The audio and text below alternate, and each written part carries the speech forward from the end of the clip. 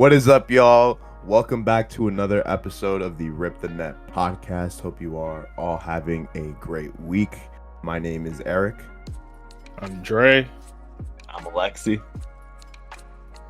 And how are y'all doing, man? What is up? We are about to, by the time this drops, we'll be in the month of October, man. But how y'all doing?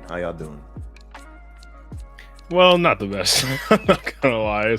It's dark times for, I guess, all of our teams, at least in the soccer world. But we'll get to that in a second.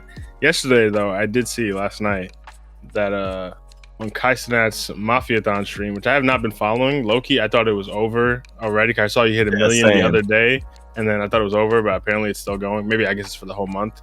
But I did see last night he had the Hardy Boyz on. Eric, you obviously will know who that is. I don't know if you know who that is, Alexi, but two wrestlers, especially from the era, yes, Eric, you know, and the little emo, I like that, from the era that I watched a lot, and I know Eric watched a lot, Jeff and Matt Hardy, and apparently a lot of, like, Kai and Kai's group, like Duke Dennis, I heard, and, like, they called, like, Phase Adapt, too. That's, like, Jeff Hardy was, like, their favorite wrestler. And I'm pretty sure if you're within the age group, at some point in time, Jeff Hardy was probably your favorite wrestler. Like, he was just so on top of the world, probably around that time. So it was really cool to see them on the stream. I only saw a couple clips here and there, but that was dope. Yeah, honestly, it's cool to see wrestlers like Jeff and Matt get their flowers. I did see that they were on the stream, and it's interesting because, just for context for those who may not know, like, Jeff did reach the mountaintop. Like, he did win the WWE championship, he did win the main title, but he was never one of the main or top company guys for a consistent amount of time. A lot of that is just due to the fact that he was dealing with just like personal demons, and, like, honestly, in hindsight, a very successful yet still one of the biggest what ifs in wrestling. So I think it's really cool to see two wrestlers who, I'm wondering if they themselves even realize, like, that they have built, like, kind of like this cult following, specifically, like, because our age group now is, like, a lot of us are adults now, and so a lot of us can look back at the Hardy Boyz as, like, a nostalgic act, and they've really been getting their flowers all around. So it's really cool for me to see that. Matt Hardy, too, is somebody who was kind of always living in Jeff's shadow a little bit. And so the fact that he's in there, like, getting his flowers as well. Obviously, like, Jeff, I think, gets the most, I guess, props and the most recognition from fans. But Matt is honestly, like, also a really successful story as the brother who, like, he himself even, like, recreated himself in the mid 2010s and created, like, a very iconic character. Those who may watch will know what I'm talking about. Like, the broken Matt Hardy character was also super iconic. So all in all, two super iconic wrestlers, and honestly, it makes me happy to see them get their recognition by now that you're on Kai's stream, you're literally exposed to the mainstream audience. So really cool stuff. For sure. And I saw a clip they were watching Jeff's highlights too, and I was like, that's so sick. Just, like, reliving those moments, obviously with them, and hearing, like, some, like, backstage, like, behind the scenes kind of stories about that kind of stuff. Like you said, for the new audience, I don't know how much overlap there is. Maybe there's a bit of overlap, actually. Speed has been in the WWE world as well, like, obviously Logan. So I guess there is some content creation / WWE overlap these days. I think you can see Triple H is definitely trying to tap into that audience. So I think it's actually cool that you see that young audience get to watch these old, like, crazy Jeff highlights that we grew up with. And maybe that will make them get into wrestling. You never know. So that's really cool for sure.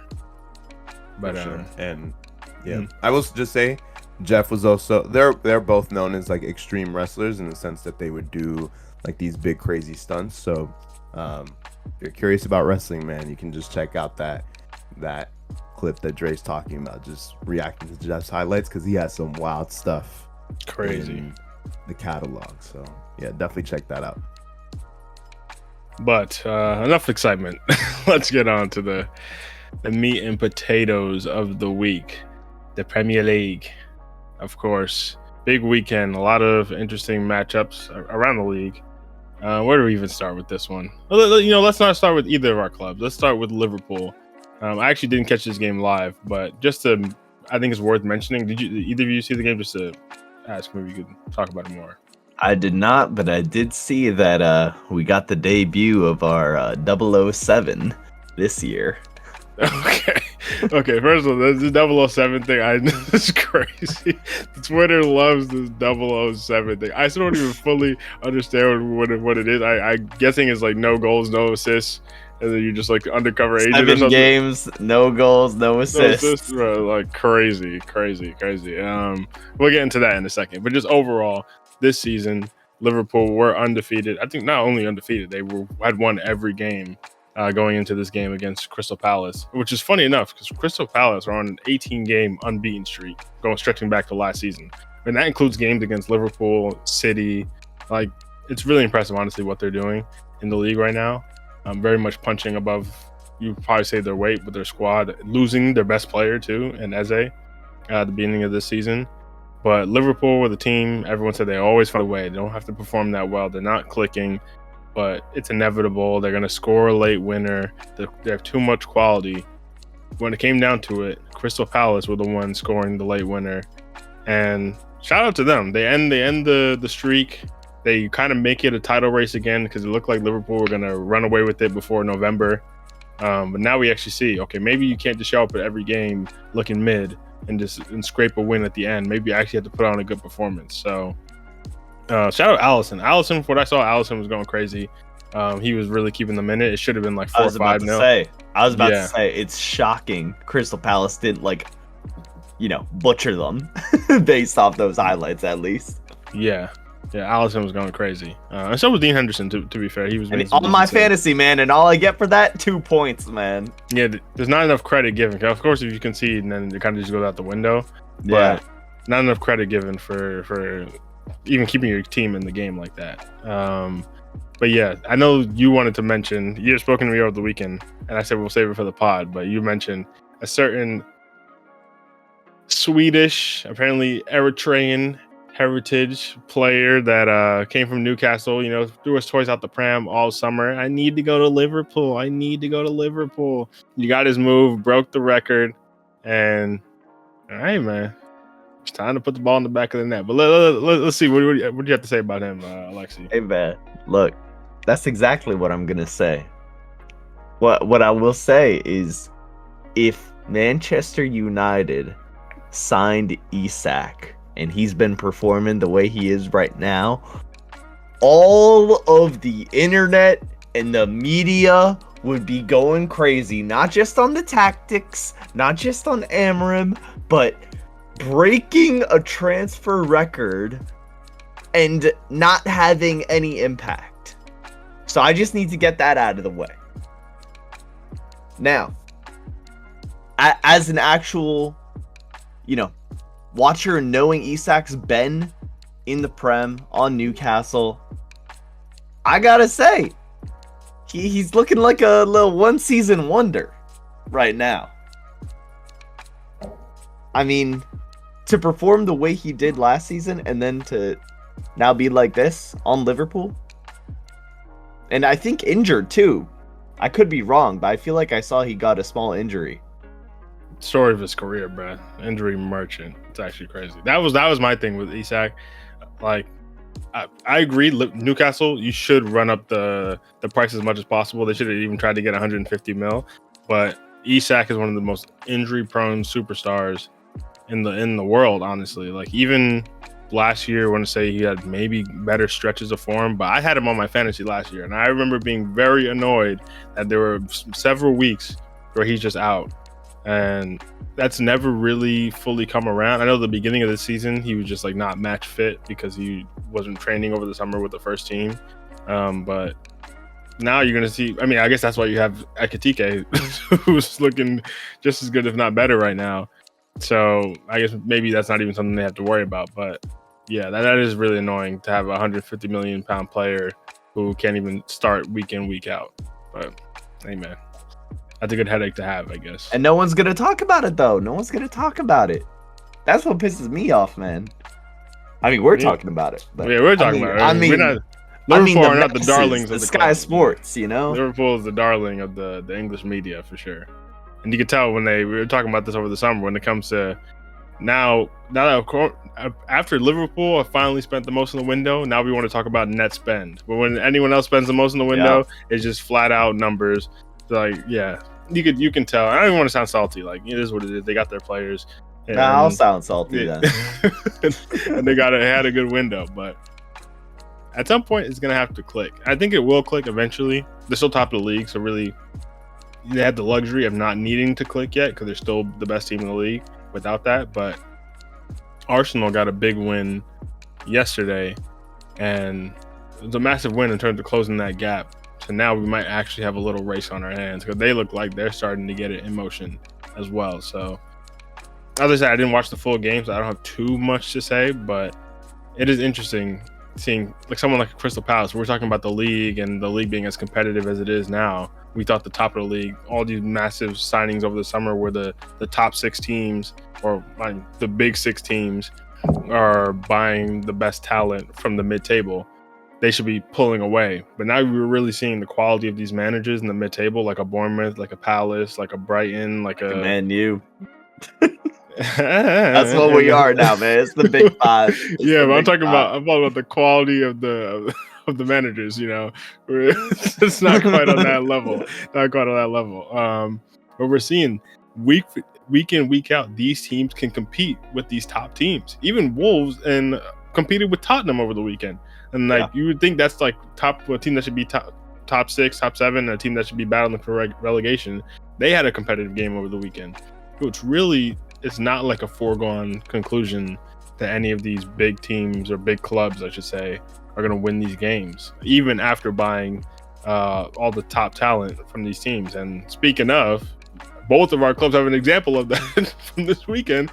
I don't even know where we go next. Well, I guess following on this example, Man United over the summer bought Brentford's best player who scored 20 goals for them last season.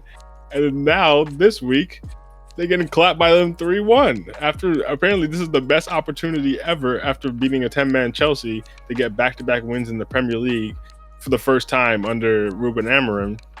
That couldn't even get done. And now I think, you can correct me if I'm wrong, but I think he's lost 17 games in like 34 matches or 30, something like around mid-30s until the match. 33 matches, I think. It's a crazy percentage. Ratio is insane. And you're looking at someone like West Ham, Graham Potter was recently sacked by West Ham, and he had a better record with West Ham than Man United. So are you meaning to tell me West Ham have higher standards than Manchester United, bro?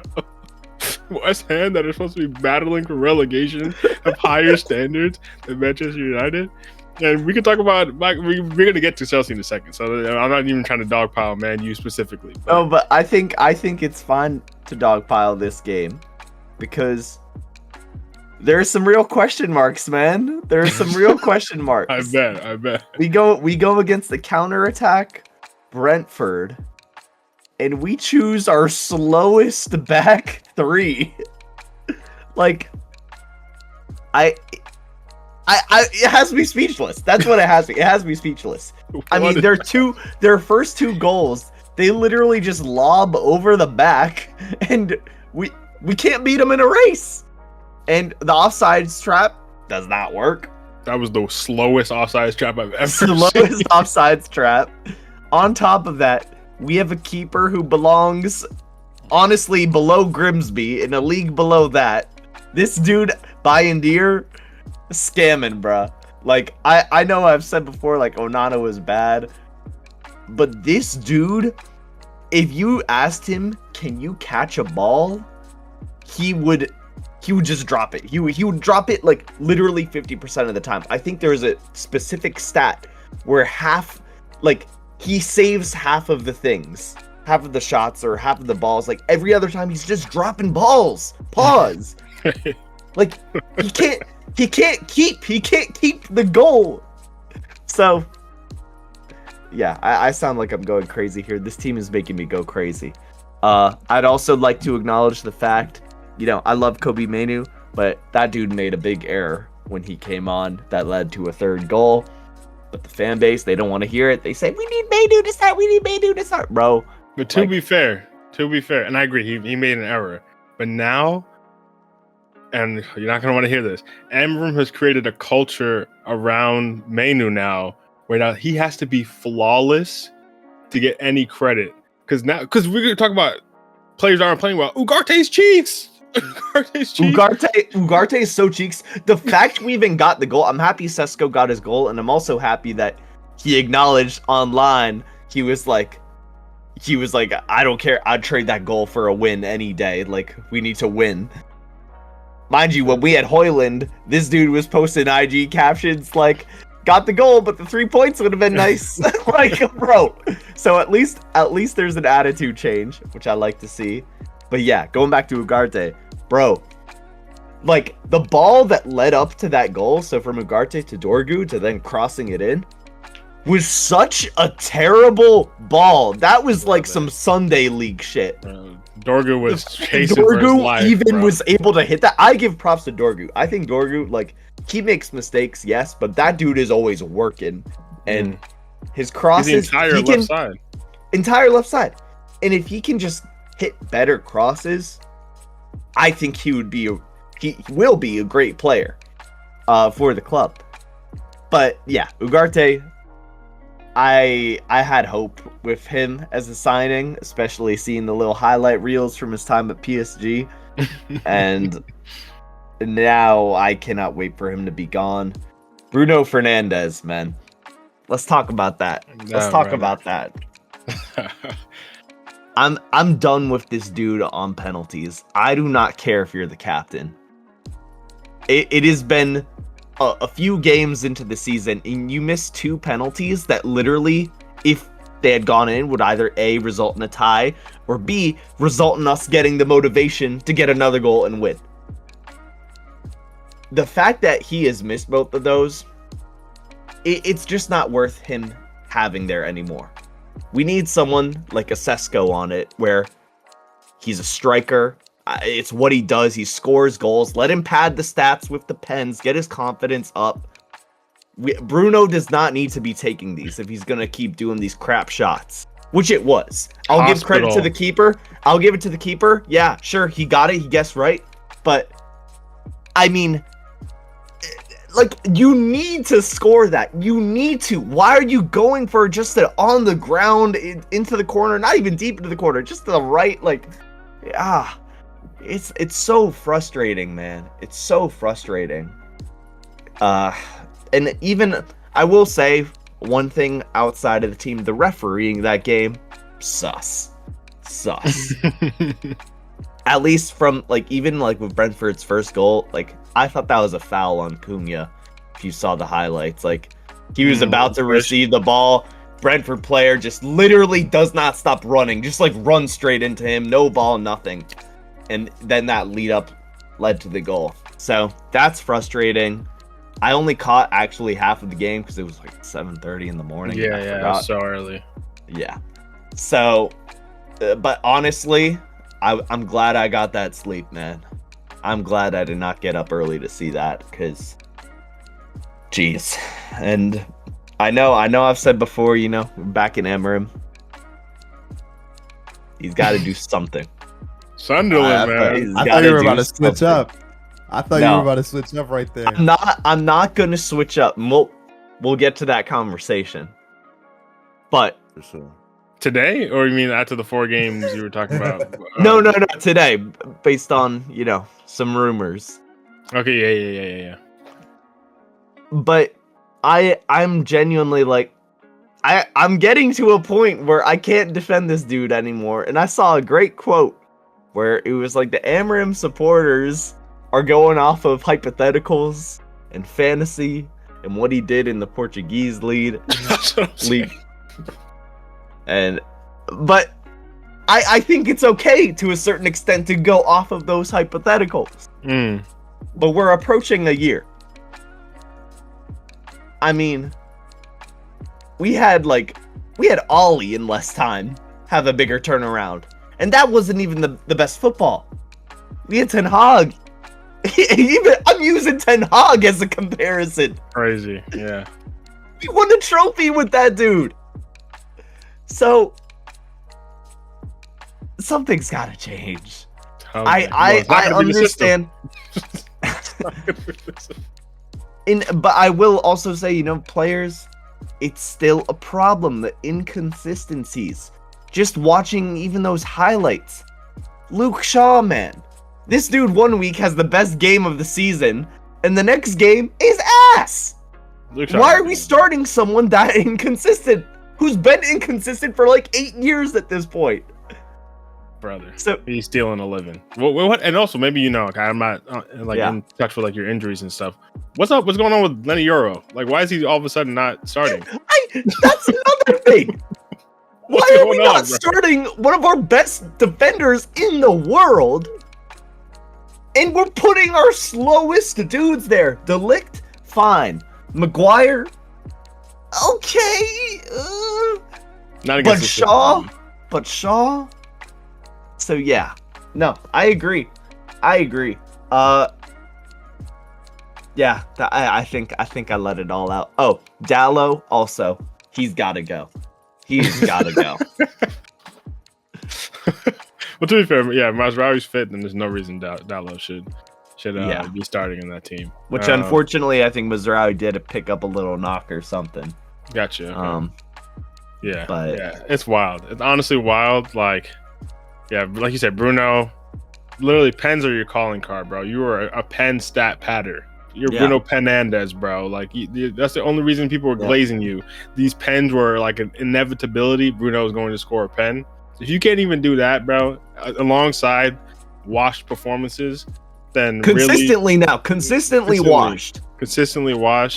Like, I don't even want to blame the system because again, like you can have a fucking system, but at the end of the day, you are a player on a pitch. You have free will. Especially you have proven, especially Bruno, you have proven yourself as a playmaker. So to be performing like this, it's not good enough. January can't come close enough. Saudi, hit us up. Like, we'll make something work out. Saudi, if I'm Saudi, man, call me. That 100 mil, that was a summer offer, bro. Now it's the winter. You might have to hit us with a little 15 mil or something, bro. Like, this dude's cheeks. We just bought EA for 55 bill, bro. We don't got that much money to spare, bro. Like, this dude's cheeks. Like, if I'm Saudi, man, there's gonna be a little discount. I'm not gonna lie, because you're going with Bruno, one of his better seasons, the 100 mil price tag. That's the peak you're gonna get. Now he's gonna be half a year older and performing terribly. You might be a little spooky. Like half off. It's half off at that point. Price tag is gonna be a little spooky. I'm still taking that. I am taking that at this point. Also, like we've talked about him as a captain, attitude wise as well. It's great when you're winning. It's great when you're winning, but I've seen other players just in interviews, like De Ligt, good example. That's the attitude you need as a captain. 100%. Agreed. Even Maguire had his redemption arc, and if he wanted it, because I wouldn't want him to just have that pressure put on him again, but if he was ready for that, I would be fully supportive of that, because that dude has, he's one of the few positive stories of Man U. Yeah, honestly, De Ligt would make sense because he played on a lot of top teams across Europe, and like with experience, like I think he was there at Juve with like Chiellini, Bonucci, like those guys. I think that's a good experience to have to come in and be a captain. But yeah, I think what you said about the pens is a great point. Like even Seshko, like you said, that's good for confidence. But even having Acuna and Buemo, who had great pen stats at their previous teams, both I think over like 90% pen ratio or something. Like you can only hog the pens for so long. Even if it's a rotation between that front three, there's something that has to be done because you can't be missing 2 pens in 7 games or however many games it's been. That's like league. That can be the difference in you finishing in certain spots later on in the season. No, exactly. That's what I'm saying. Like these are the games that matter. Those games against the Liverpool and Arsenal, City, we're already at a disadvantage. We have to take advantage of these games. And 3-1, not good enough. It should have been a tie at the minimum. And that's if we put in more effort, if we put in that pen. It's just, It's a sad time, man. It's like every weekend, it's, you know, I usually look forward to watching these games, but more recently, I have a level of fear. I have a level of fear. The inconsistency is crazy. And I don't understand it. I was gonna say, you should be able to go into next week against Sunderland. You're like, oh, we're gonna smack this team that just got promoted. And I'm not gonna lie, Sunderland's been performing well this season. They have a reason to fight. They have a reason to fight with their heart, bro. They made it to the Prem. They're trying to stay there. They have a real reason. We have lost that reason, and we've also lost that fear factor. People don't come to us anymore being like, oh man, Man U is Old Trafford. Oh man. Nah. They saw we lost to Grimsby. Any aura we had, out the window, man. Out the window. Yeah. And Sunderland just beat Forest, who finished pretty high last year. So that's impressive in itself. They did great business in the window. Yeah, I'm not gonna lie. I guess this is a good point to transition into some news that came out over the weekend for Manchester United. Say news. We don't know. Yeah. Some how reports. Much news. So yeah, some rumors. You know, we didn't get a here we go. So yeah, this guy apparently he had a monopoly on all the facts, but it's not looking great for Mr. Ruben Amorim out of the Portuguese league. Which, you know, I meant to touch on that point that you said about him coming out the Portuguese league and fantasy, and I do think United more than any other club, because of like a Sir Alex or because of a Sir Bobby or anything like that. You guys have this sentimentality about like this one great manager who comes in, he turns everything around, and we stick with him for a long time. But 100%. Then realistically, in between those two great managers, you had a lot of managers that didn't work out and you sacked them. And then since Sir Alex, you had a lot of managers that haven't worked out and you sacked them. And I know you want to have that feeling like, okay, Ruben Amorim, he might be if you just give him that time, he might be the next one for the next 2 decades that sticks with us.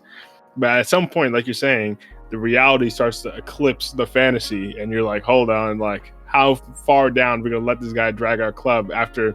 Because really, and I say the same thing about Maresca when I said this last week. In reality, these are inexperienced managers. Like, yes, he did well at Sporting, but that's like his first big job. That's not a top 5 league. And he turned that club around, and he had them playing the system that he loves. But now you're seeing, and you see when he's saying, I'm not willing to change my system, because you had this one system that worked for you in this smaller league. You're like, this means this system is infallible. And then now you're going to a different league where people play differently. You're going against Brentford, who's going to just lob it up. They lost their best players and their manager, their captain, everything. They're going to play long throws and over-the-top counters. And clearly, the league's different, bro. Like you have to realize, hey, this one thing that worked for me in the Portuguese league, where 97% of the games are against these terrible clubs. I only have to face Porto and Benfica, who are really going to give us a challenge every year. Yeah, that's no longer the case. And I will reiterate. Yeah. He for sure doesn't have his ideal players. And that's not an excuse, because I don't think any manager coming in would want some of these players. But like having a Bayindir in net. So what? Maybe you know what happened to this Lemons guy. I would love to know, bro. Why are we buying a new keeper and not playing him? We are literally at a point where this new keeper, we could lose to Sunderland 4-0. I'd still be happy seeing a new keeper in the net, bro. Bayindir, time is up. But yeah, I agree. Again, like he's stubborn with his system, which I could maybe understand a tiny bit if you're starting the right players and you got the right formation. But when Mason Mount ends up at left wing back at the end of the game, criminal.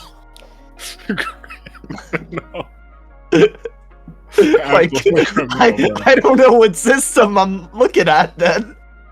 This is lost, bro. He is lost. He is lost. I don't want to see you pull up that tactics board again, bro. Clearly, it's not working.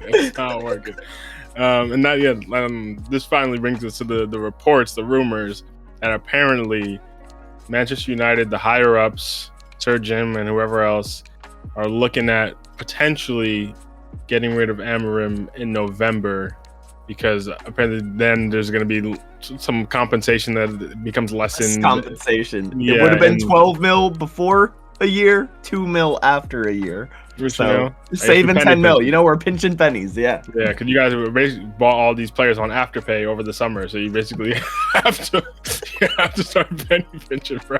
Like, it's real out here, bro.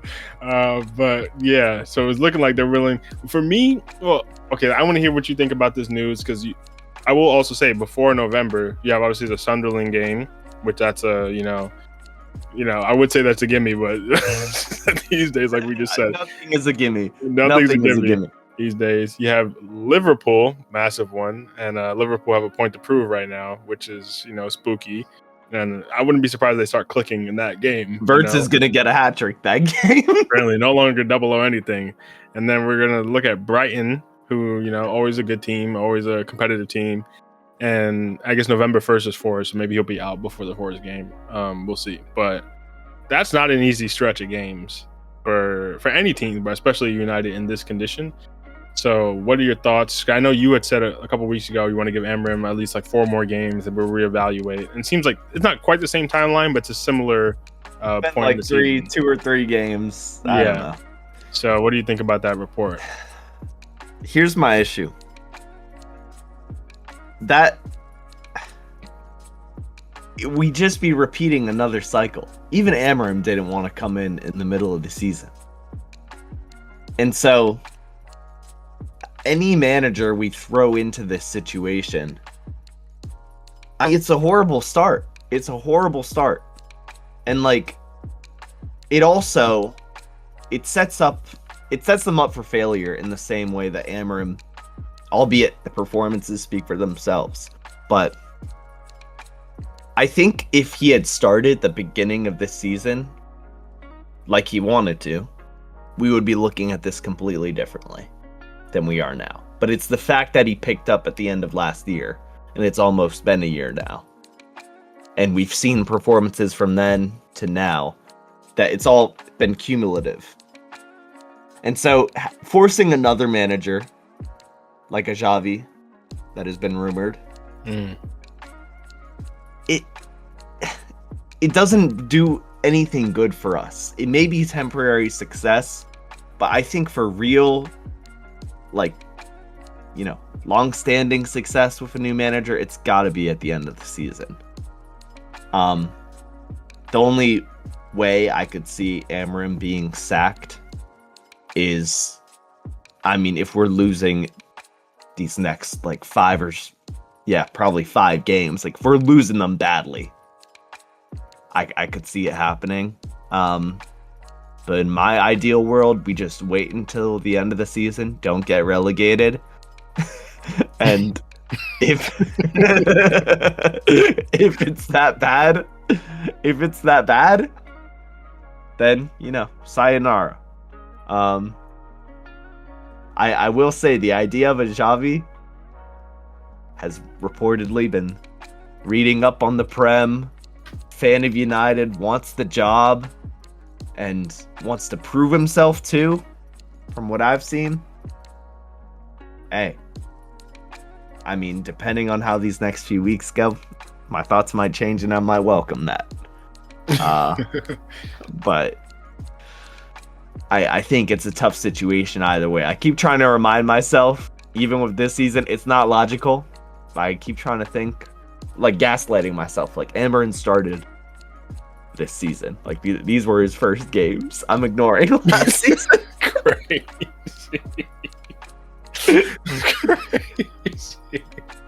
That's the craziest comb I've ever heard.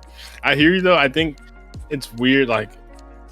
For me, the report is honestly, I would have an issue if I heard this report from my club, because I understand they're trying to save 10 mil, but they're basically saying we've seen enough to sack the manager now, but we're just going to give it this time because we want to save the money. So they're saying we're willing to... We don't know how legitimate that report is. Okay, though. No, I'm saying, assuming it's true. If this report came from some of the more verified quarters, then I would have that feeling.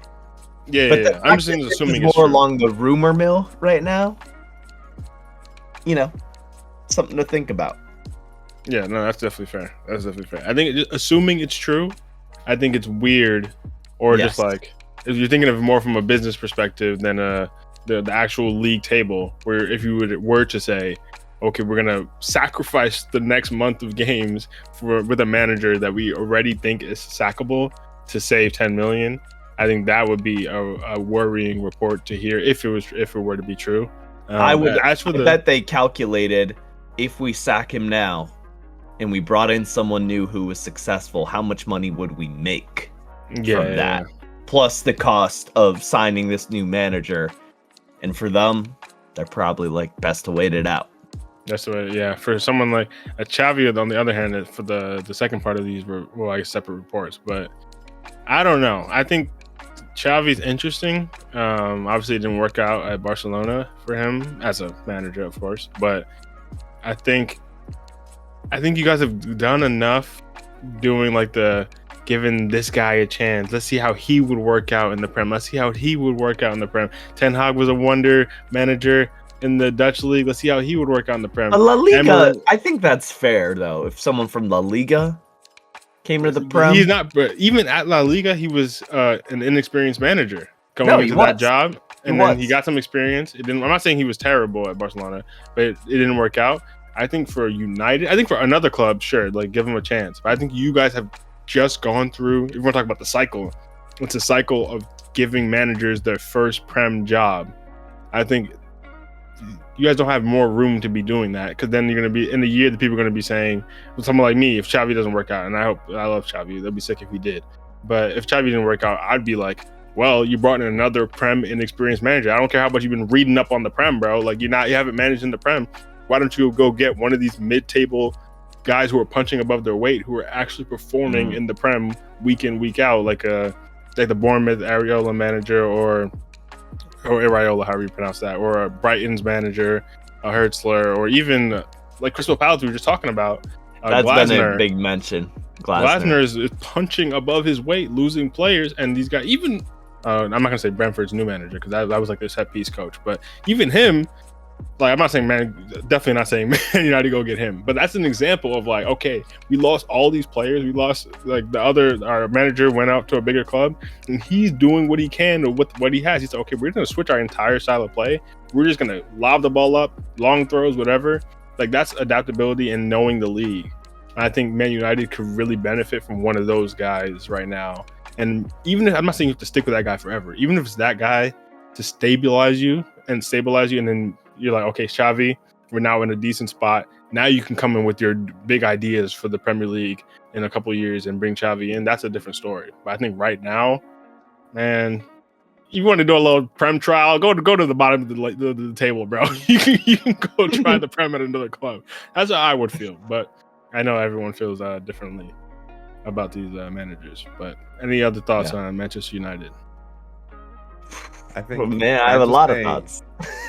I was just gonna say, listen, let the record show. Alexi was feeling himself a lot last week.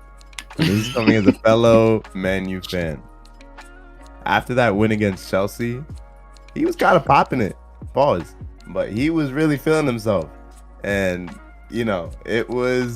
it's so funny to see that now we're in the point of like, dang, like what are we gonna do? It's man? the life of a Man United fan, bro. Like and the now extremes.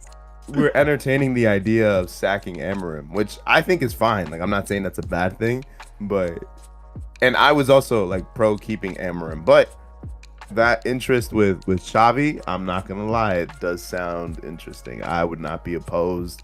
We saw how he took in Barca when they were kind of in the trenches. So listen, he's had a similar assignment before, and we see where Barca is now, man. So I don't know. I like that idea. So, but that's neither here nor there. I just wanted to make sure we all realize Alexi. Yeah, the reactionary week to week. Yeah, the week before that, he was down in the dumps, and then it's crazy because I am more composed than some of these dudes on YouTube and online. That's true. That is true.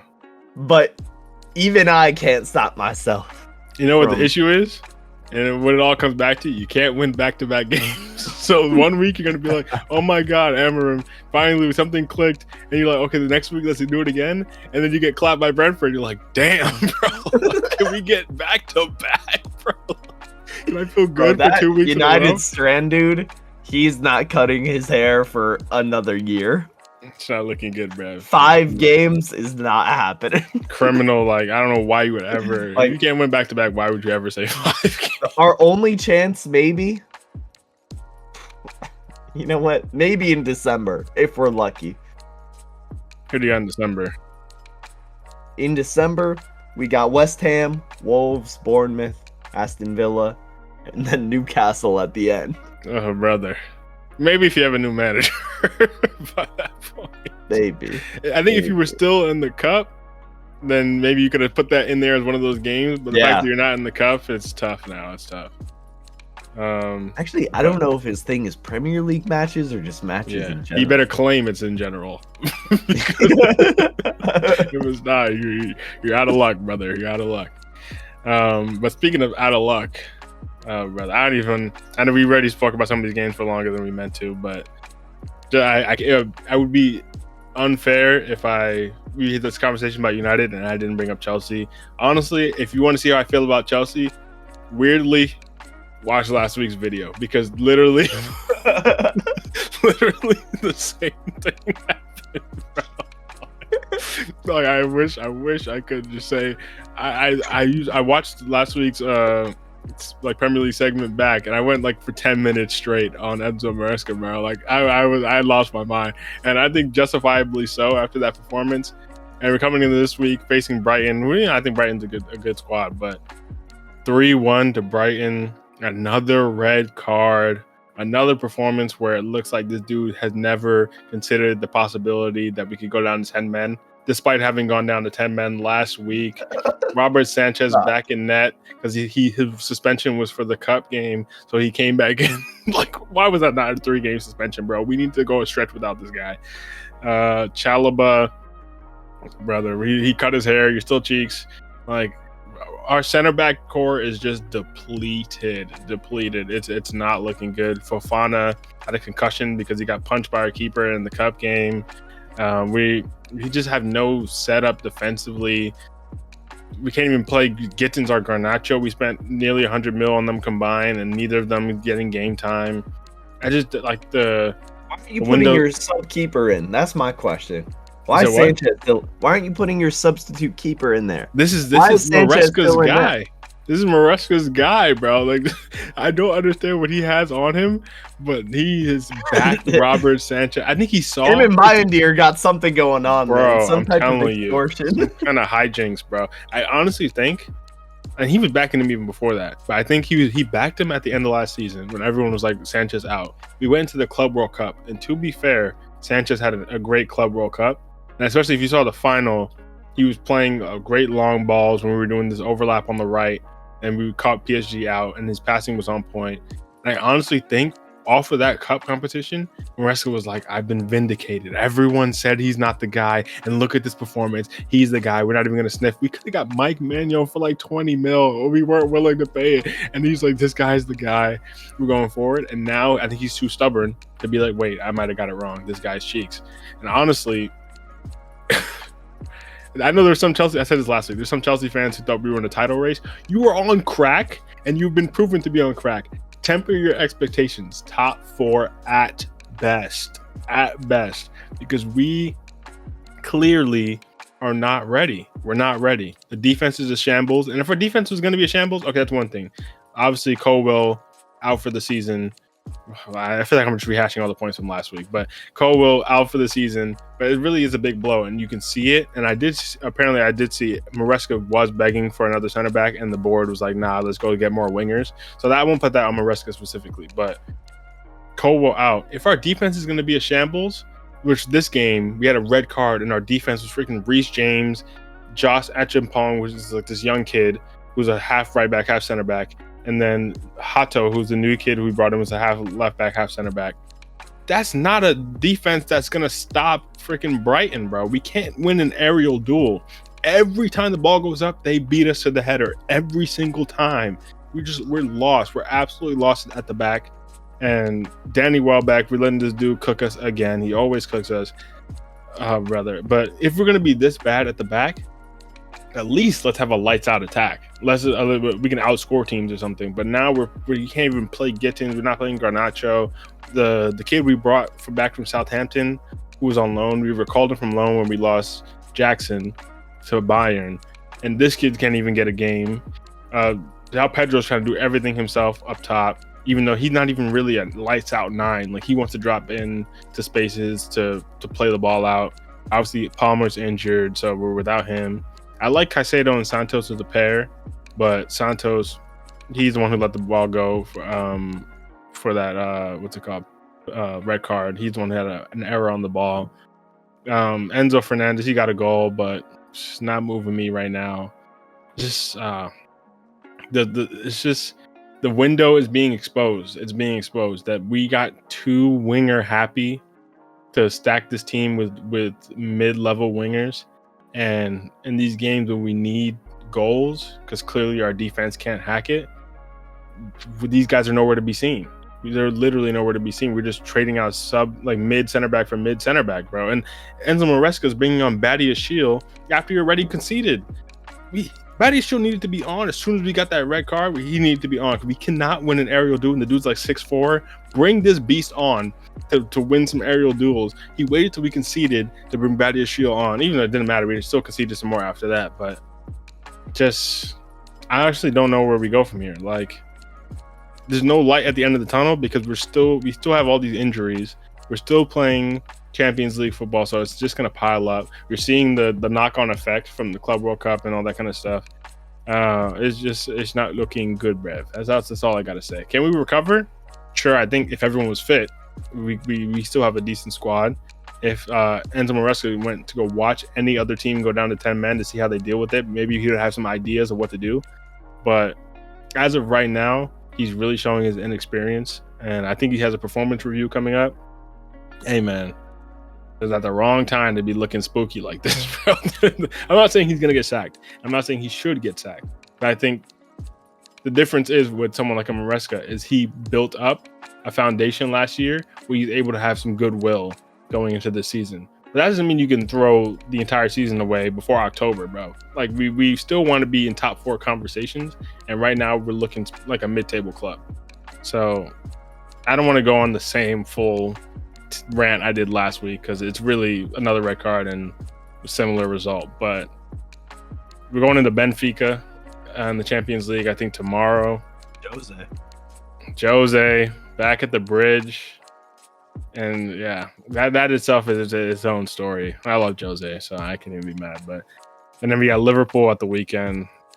So, I don't know. It's looking spooky, bro. It's looking spooky. The best part is Garnacho probably not going to play any of that. Well, honestly, bro, why did we get him? Like, I said it in the summer. So this isn't even like revisionism to look back. Oh, now I don't want Garnacho. I said at the time, why do we need Garnacho if we just bought our project winger in Gittins for the left side, who's going to need game time to develop? And if he want to rotate, we have Pedro Neto who can rotate. We have Esteval on the right, and Pedro Neto and him can rotate there. And we have Cole who can play on the right too. We have João Pedro who can play on the left too. We have enough players who can play in these positions that we can do rotation. Obviously, Delac got injured. That is what it is. But why did we need Garnacho as well? But okay, now we bought him, whatever. I hope he's a great success. Why are you not playing him then? Like, if we have him, we spent the money, we might as well try it. And then if it doesn't work out, we might as well give him the minutes. That's why I just I don't get what was the plan here. It seems like there's maybe some disconnect between Maresca and the board in terms of those targets, because apparently he did want that center back and they wanted the wingers.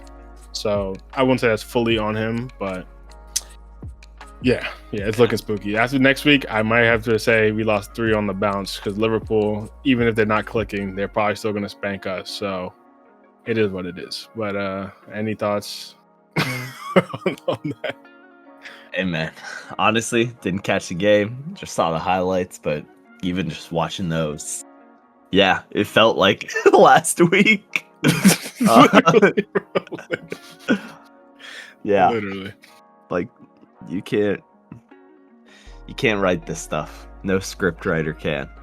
Yeah, I think literally last week, I remember the exact phrase I said. But I was like, when we got the red card, and I was like, well, he looked like he never prepared for a red card. And I was like, like hopefully now you know. Now you know. Yeah, I was like, hopefully this doesn't happen for a while. He has time to, work on a plan. And literally the next week, we got another red card. Well, I don't know what you were doing this week, bro, but clearly you didn't take this time to work on that tactic because it was the exact same thing. So, yeah, you got some homework to do, bro. That's all I'm going to say. You got some homework to do. But is that enough? Premier League, I know we're not going to touch on the game too much, but Arsenal did beat Newcastle 2-1. That was a big game over the weekend.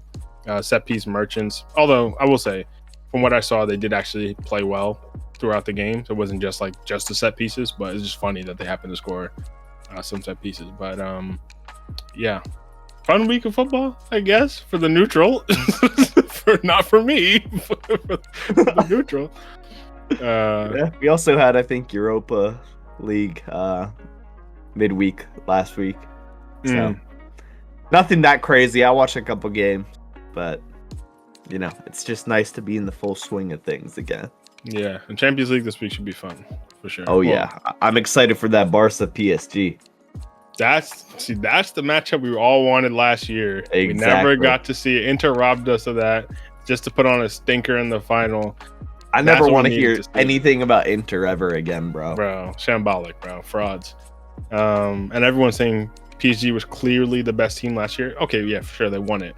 But we never really got to see them face what we all thought was the second best team. So I think that'll be fun. That'll be a lot of fun for sure. Yeah. I hope to see them both make deep runs because that'll be fun.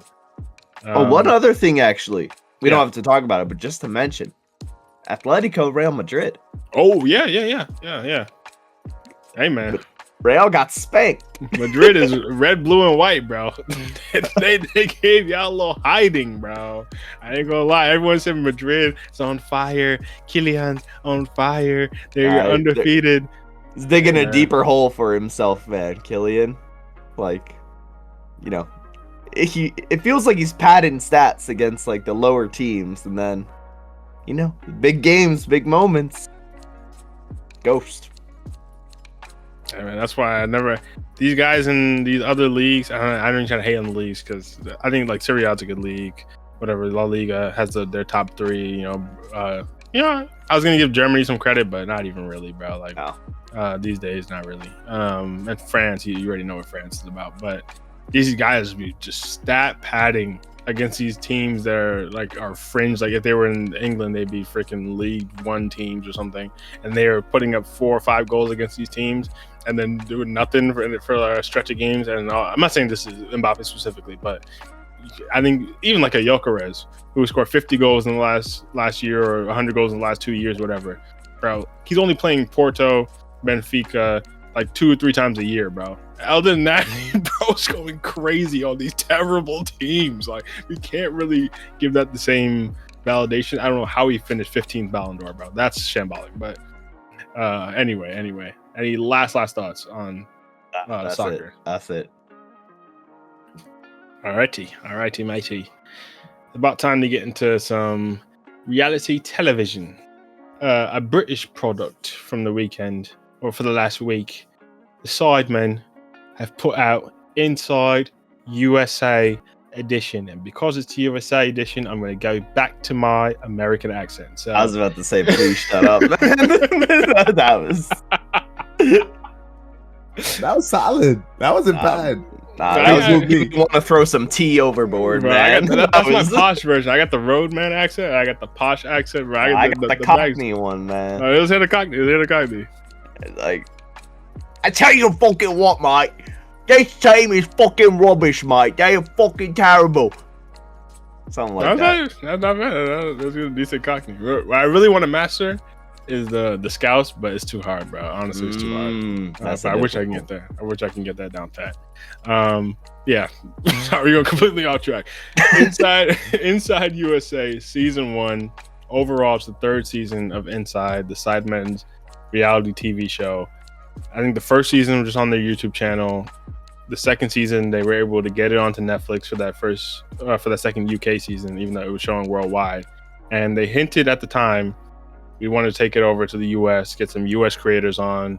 I think the other 2 seasons they had like 1 or 2 US creators amongst the UK creators, and this year they did majority US creators and then had a couple UK creators mixed in. And I think it was 9 episodes, 8 main episodes and a reunion over the course of a week. I think in the past they would drop it like 1 episode at a time, like 1 each day.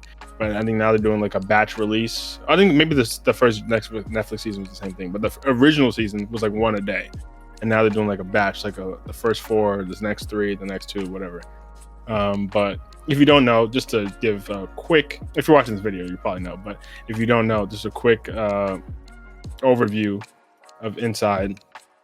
It's a competition reality TV show where they have a prize pot of $1 million, and over the course of a week, they have just the essentials, nothing luxury, nothing, just clothes, hard beds to sleep on, and like rice and beans, water, whatever, as like the bare essentials that you get for free every day. And they have a shop, and cold water for showers, things like that.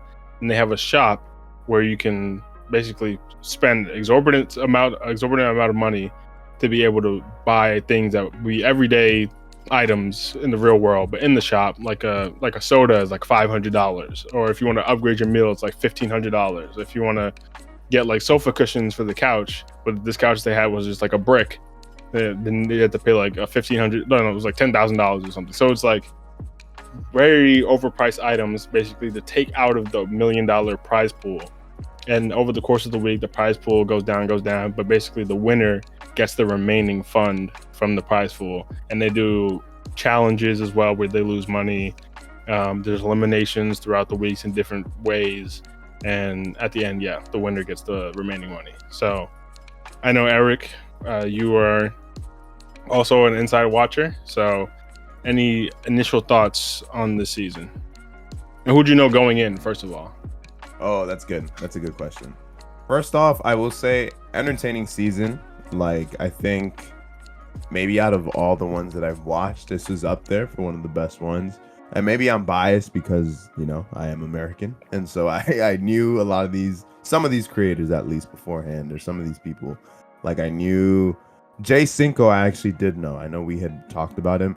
I had known about him, didn't really know much about like his content or anything, but I had, I think he's based out of Texas or something like that, or down south or something. But I'd heard of him beforehand. Dwight Howard, obviously, I knew.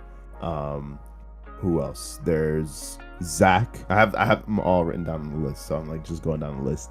Zach, I knew because he has this like podcast, and I also know he does a lot of like dating content and stuff like that. So I'd seen him in clips on TikTok for sure. Sketch, obviously, probably the most popular creator there.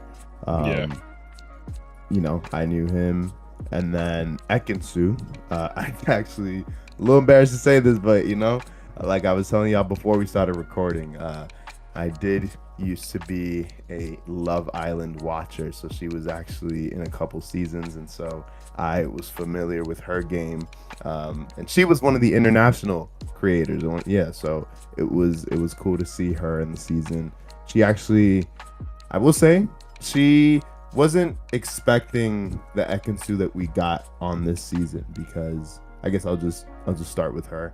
Like, she on Love Island was known to have been a little bit more like to like stand her ground and like really not like mix things up, but she was kind of one of the biggest and probably the more intimidating characters on Love Island, and would stir the pot a little bit, not with other people, but like in her personal couples. And so she was very respected, and so I think she took a little bit more of a backseat.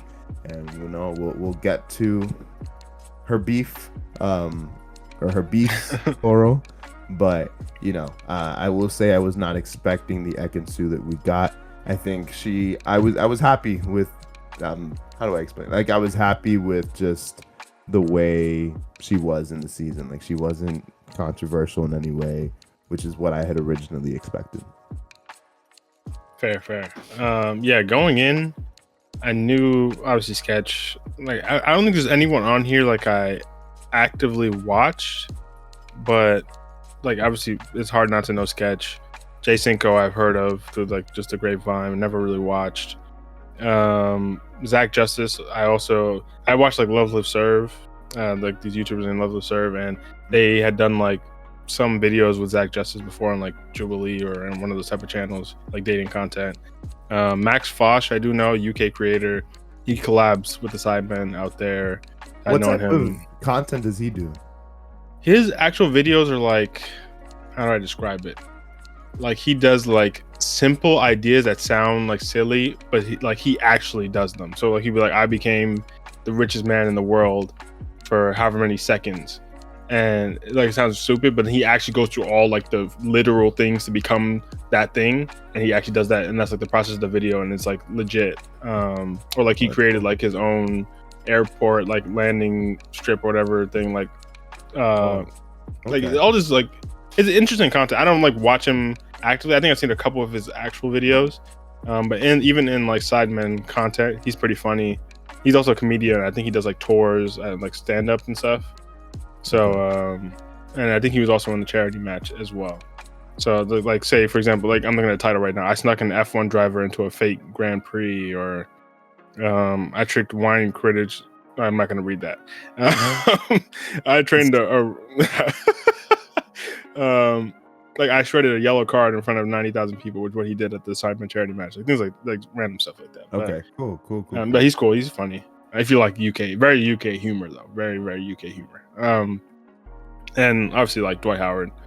No, enough said there. And Alyssa Violet, actually, coming into this, I never watched an Alyssa Violet video in my life. But if you were on YouTube in 2017 era, you know, like the Rice Gum diss tracks, like all that kind of stuff. Alyssa Violet was a massive part of that because of the whole Jake Paul, Rice Gum beef and all that. Apparently used to date Jake Paul. Did she date one of them?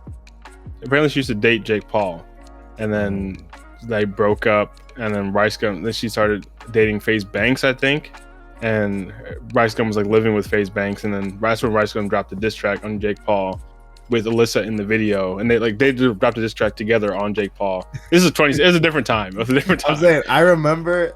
I'm just laughing because I remember we all went to school together. In case we have established that in previous episodes, but I remember you watching those in high school. No. I was you being blown away by like Rice Gum bars. No. Rice Gum. He had a ghostwriter. Rice Gum at the time, he had a couple bangers, and the one with Alyssa Violet actually is a banger. I think that song went platinum, bro. I'm not even lying.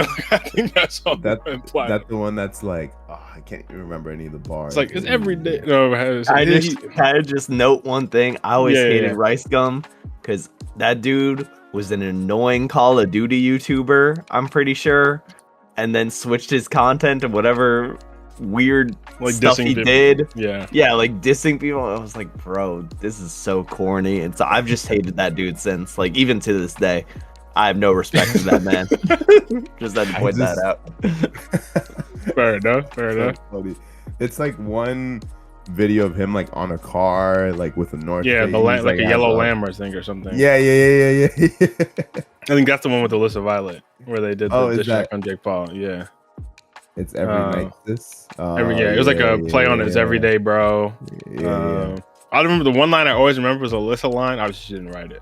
She was like to Jake Paul. She's like, "Ride your brother's nuts. You're a squirrel for his acorn." I remember that to this day, bro. Either way, my whole point was I was surprised to see Alyssa Violet because I haven't seen anything from her since that time, and that was like 8 years ago.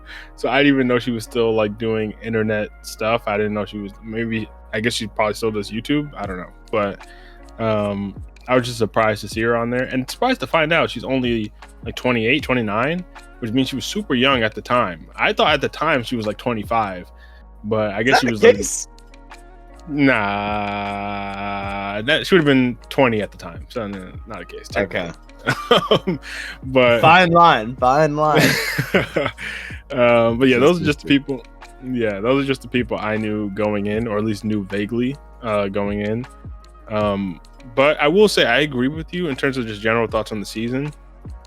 I actually found this season to be the most entertaining, and I don't have the bias for the US. I actually watch way more UK content than US content on a daily, and especially I know the Sidemen. I watch a lot of Sidemen content and stuff, and Sidemen adjacent people.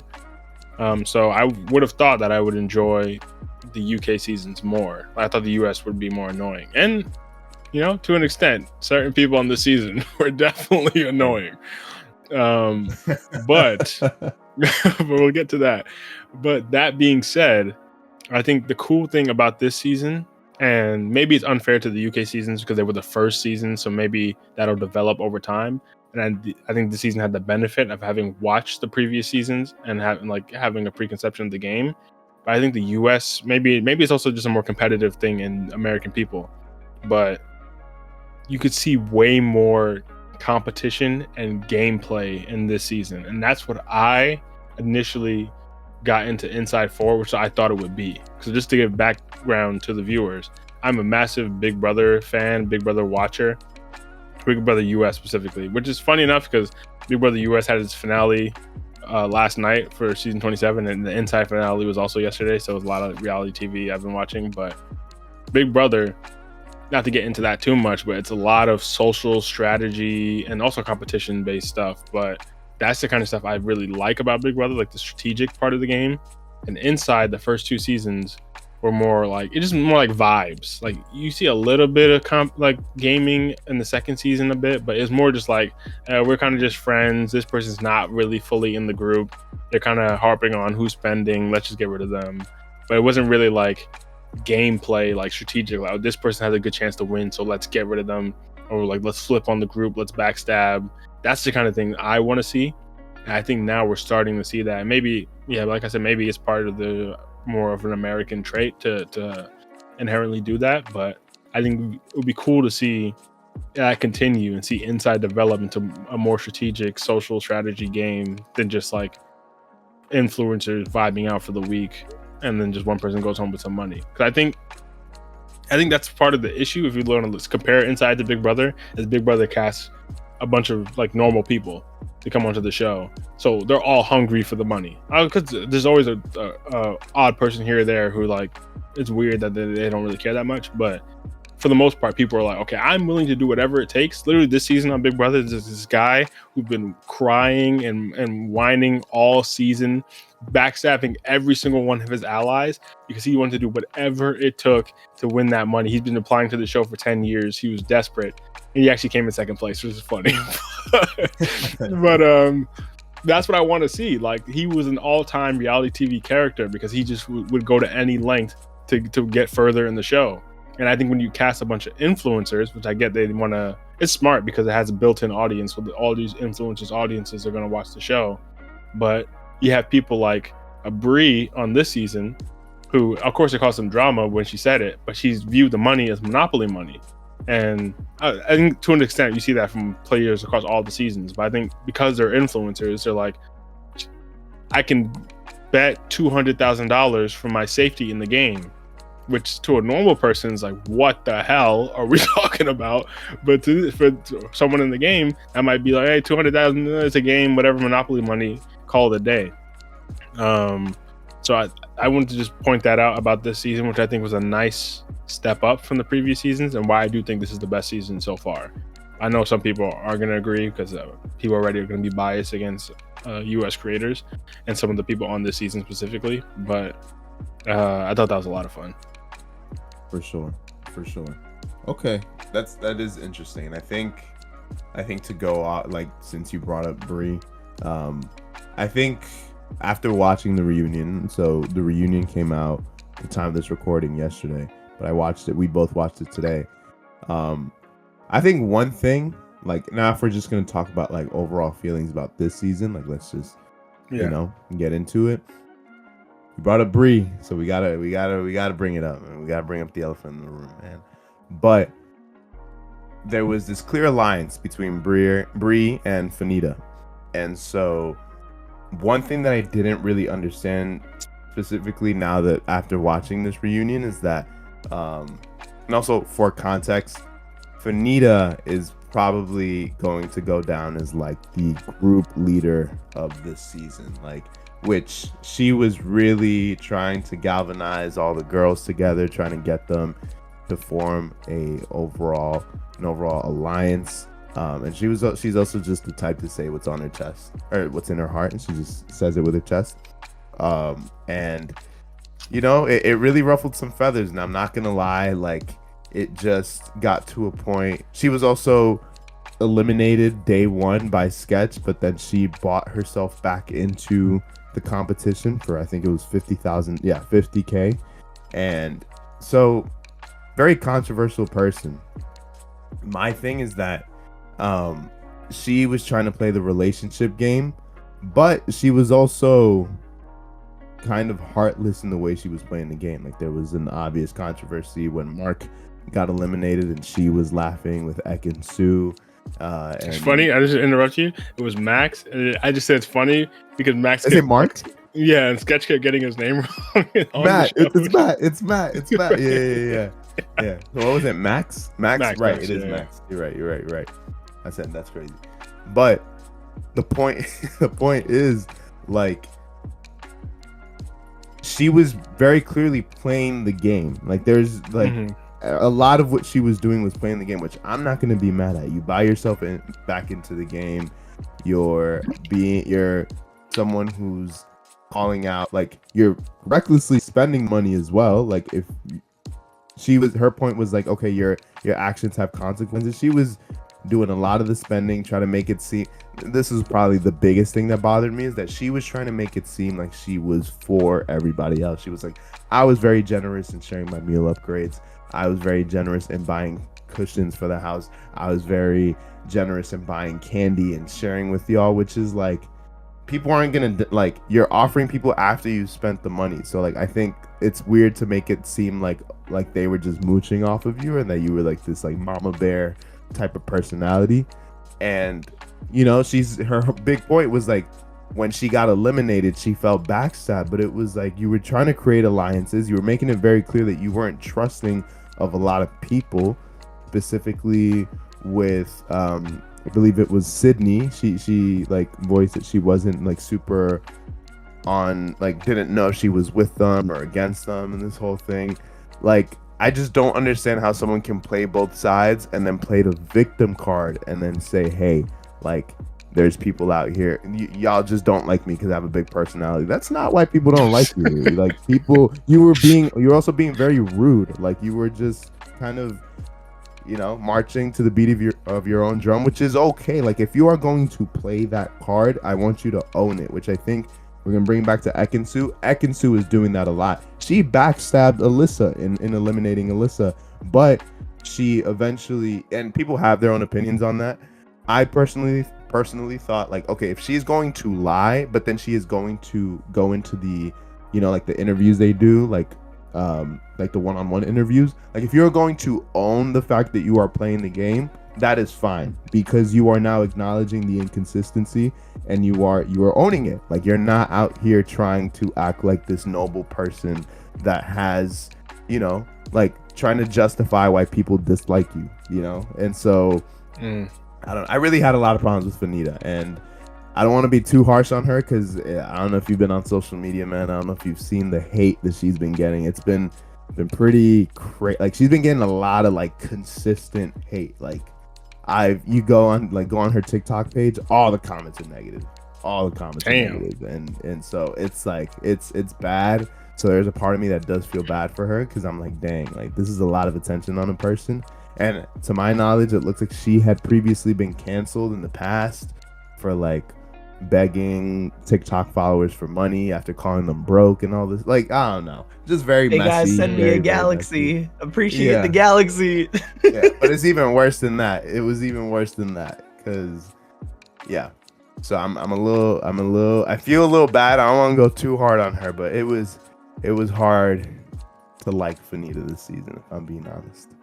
Yeah, that's definitely fair. I think she's definitely going to be the number one villain of the season. But I do think, like, I had seen some of the hate before I even watched the season. I heard like people saying they didn't like Fanita and Bree. Actually, before I even get to that, you mentioned Sydney. I forgot to mention. I actually did know Sydney, funnily enough, because I watched the Mike Tyson Jake Paul fight live, and she was one of the ring girls. And I remember, yeah, Lexi, I remember. You remember the blonde ring girl? And after I didn't even notice during the fight. I remember after No, 'cause online, she blew up. Twitter was going crazy over her at the time, and since then, I'm go look it up. Literally after like she at the Mike Tyson and Jake Paul fight online afterward, everyone was like, "Who is this ring girl? Who is this ring girl?" And then I think she made an account and like started social media. But I haven't heard anything since. It was like a year ago. I haven't heard anything. She was at like I want to say like a few thousand or some thousand number of followers, and then I remember seeing a tweet show like the comparison. The next day it was like 200,000 or something insane, like meteoric blow up. And I haven't heard a single thing about her in the year since that's happened. So when she showed up on this season, I was like, oh, I guess she made it. Like, I guess she's still doing social media. So that was like another pleasant surprise, I guess. Even though it basically just shows the thirst. But anyway, speaking of Brie and Fanita, I'd seen the hate before I even started watching, because I didn't start watching until like over the weekend and just binged it, that people were disliking them. So I was like, okay, let me find out for myself. I'll form my own opinion. And watching the season, I was like, okay, yeah, Fanita, I'm not trying to dogpile, but it was annoying. Like, I ain't gonna lie, you were annoying on the show. Like, it just was what it was. But Brie, I actually thought, like, I think Brie definitely got influenced. I don't want to say influenced. That makes it sound like she's not her own grown woman. I think her personality was a reflection of the people she was around more. And you saw when Fanita was in there, Brie was less likable. I actually think once Fanita left, Brie was seeing more chill. I mean, like she was just kind of like bouncing off the people that were left. But still, she just kind of had her own comments too that I wasn't a big fan of. So I'm not going to absolve Brie of everything. But not to even dogpile on her personally, because I don't want to add on to that. But if you want to keep it strictly game, which is where the fun is for me, the gameplay. And I think one thing I appreciate Fanita for, and she said it herself, is she brought entertainment to the season. And for me specifically, she brought gameplay to the season, which is what I want to see out of Inside. I think she's going to be the first, like one of the first big gamers that we see on the show that's actually trying to play the game. The issue with Fanita is she couldn't cope with being outplayed. That's the only issue. She was playing hard from the beginning, and Sketch as well. I want to say too, Sketch was one of the biggest game players. He was terrible at it. He was one of the worst strategists I've seen, but we could tell at least he came in thinking, okay, this is the game, this is how I want to play, and I want to make it to the end. He got cooked because he had to make that first decision to eliminate Fanita, and it's kind of unfair. She gets to buy back in, and then he gets sniped later by the girl. Like, there's only so much you could do about that. But Fanita is playing hard. She has the alliance with the girls.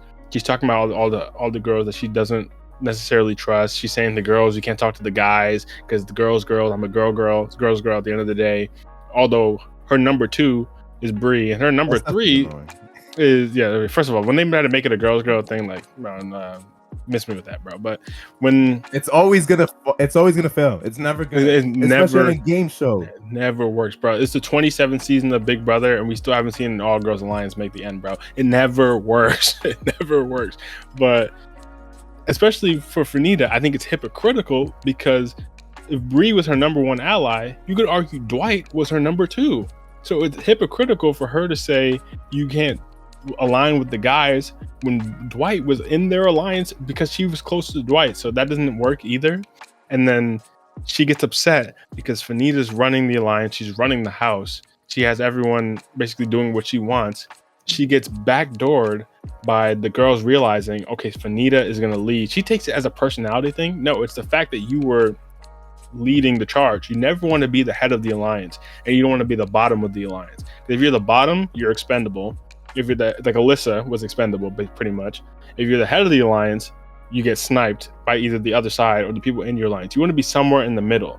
And now it was Ekin-Su. Ekin-Su placed herself perfectly in the alliance. So she's not a Brie or Fanita, and she's not an Alyssa at the bottom, or Sydney, who was at the bottom. She's somewhere in the middle. So when they realize Fanita is probably going to win the season at a certain point, Ekin-Su says, wait, hold up. Fanita's doing too well. If we let her get too far, she's just going to win the whole thing. So she goes with Sydney and Aisha to go with some of the guys to undercut. They make an alliance that usurps the girls' alliance, and they cut Fanita. When the opportunity came, they backdoored her. That's good gameplay. You got outplayed. And when it came down to it, then she gets upset because she got outplayed. She's like, oh, y'all are all fake. Whatever, you're fake, you're fake. You already were telling Bree at the same time that you don't trust Sydney because she talks to the guys. You don't trust whoever else could they talk to the guys. You just got first, bro. That's just the game. And then now at the end of the day, there's all this beef because then they're upset with Ekansu because Ekansu's owning her game. And that's the thing everyone wants to see. And bringing it back to Big Brother, that guy I was talking about who was whining and crying all season, he lost because he couldn't tell the jury that he didn't want to own any of his moves, that he backdoored all these people that were working with him. He just said, no, everything was authentic. It was all, I believed everything I was saying. What the jury wants to hear you say is, yes, I wanted to win the game, so I outplayed you. You thought you could trust me, and I cut you. That's what Ekansu is saying. She's saying, hey, I just did it because I wanted to do it. I wanted to keep that information to myself because I wanted to. I cut you because you were too smart. That's what people want to hear. No one wants to hear you say, you just cut me because of my personality. What? Like, that doesn't even make sense, bro. Like, that whole thing, the hate is one thing, but I think we're just talking strictly gameplay. You got body, bro. Like, it just is what it is. And I think that made a fun season. I think if Fanita just ran the thing to the end, then it would have been kind of boring. 1 and 2, people already don't like you, so I think the season would have been kind of rough. But I think once she got cut, we actually had a good final 6 going into the end of the game. And once Bree got cut too, I think that was actually one of the best groups going into the end that we've seen. And I do like that they switched the format so that there's only one winner. No more the split or steal crap, bro. Like that works for their first season when you maybe don't see it coming. Even though if you're a Sidemen fan, you saw that coming. But I think this ending is better. I think the split or steal, once they become close friends in there, they're always going to split. It's very tough to get someone who's going to steal at that point because they know they're influencers. They don't want to go back to hate in their careers. So that's a tough thing to convince an influencer to steal $300,000 from someone else. Like, that's a tough position for someone to be in. But the thing with Inside, and we can talk more about the players we like and dislike in a second. But the thing with Inside that I like and dislike is that the formula or like the format of the show is very flexible. Like every season, it's been very flexible in terms of like, this happens here, or this person gets eliminated, they can buy back in. Or maybe sometimes this person gets eliminated, they're just out. Or like the competitions are different. And the order of which people gets eliminated and the way they do is different. Or they're going to do lights out and then they're going to eliminate someone off lights out. Or, you know, every season has been a different format. And I think that's good because it keeps it flexible and it keeps it hard for people to game ahead of time. Like, oh, this is what I'm going to do. Like, oh, if it reaches split or steal, like second season, everyone was saying, once it reaches split or steal, we're all going to split. They were saying that from day one. So like, it kind of releases that tension. But I think the issue with it being so flexible is it's very easy for people to feel like they got screwed by the game. Like, it's not completely balanced because you can say sketch, like, Fanita going out day one, she can be like, damn, I got screwed. Like, I just came in and Sketch eliminated me day one. But then she gets to buy back in for 50K. So then Sketch is like, wait, hold up. Because as soon as she's able to buy back in, Sketch is screwed. Like, Sketch had no way back into the group after she got to buy back in. And he was trying his hardest, bro. Sketch was begging the guys to work together and give him a name. And the guys didn't want to say anything because they just saw people get exposed for saying names. So it was like, Sketch is screwed. And there was nothing he's like, oh, damn, the guys aren't going to give me a name. I'm going to go work with the girls. And that kind of thing, like, it's tough to work your way back in at that point. And the same thing with, like, when they were able to reveal clips. Like, there were only, like, 3 reveal tokens in the shop. We revealed 3 clips of what people said. If you're going to reveal what people said, you have to reveal something from everyone. Because then those 3 people are just getting thrown under the bus for nothing. That's where, for me, I'm like, because the format is so flexible, it's kind of unbalanced. Like, certain players are getting advantages over others just because they want to mix it up and make it more spicy, which I get. But I think if you're going to expose people, you have to expose everyone, which makes it a more fair playing field. So yeah, I think that's something I would critique and say that's something they could work on in the future. making it a little more balanced. Because really, Sketch I think had no shot. Like not only because once Fanita came back in, it was over. But yeah, any other overarching thoughts on the season? I do have a quick thought about the finale. 100%. Actually, yeah, we had to talk about the finale. The finale, yeah, I think we had to talk about. Okay, But, yeah. But I was also going to say that, like, what was it? I completely agree with you. Like, there were like Sketch. I really wanted to see him go far, and the fact that he kind of ended up falling through because he got exposed and because he was, literally because he shot at Fanita and missed. Like that ended up hurting him a whole ton. And I also thought it was weird that they were like, even like that Sketch ended up becoming kind of like the person that everyone was kind of plotting against, like the girls were plotting against, which brings me to my next point. Like, I think I was very annoyed to see that a lot of them didn't have a backbone to like challenge Fanita's power in the beginning. I was like, you guys are letting her dictate the entire group. And one valid thing that Fanita did say was that she was like, are y'all saying that like I was too controlling, or did you guys just not have enough of a backbone to have your own opinions and to go your own way? Which is still a little bit invalid, because it's like, if one person goes, like you saw Sydney go against the she didn't even go against the grain. All she did was have a friendship with Mark and Zach, and somehow that ended up like almost putting her in hot water, so I think that's a little bit, Fanita knows what she's doing. But the point is, I was very upset at the fact that people were just allowing her to take charge and nobody was challenging her power. And so I was just very annoyed at that. And I thought it was I'm glad that, I think what was the first domino to fall was the Monopoly money comment. I think that was what really set it off. And that's what then created the smaller alliance between the girls. And then there was also that game where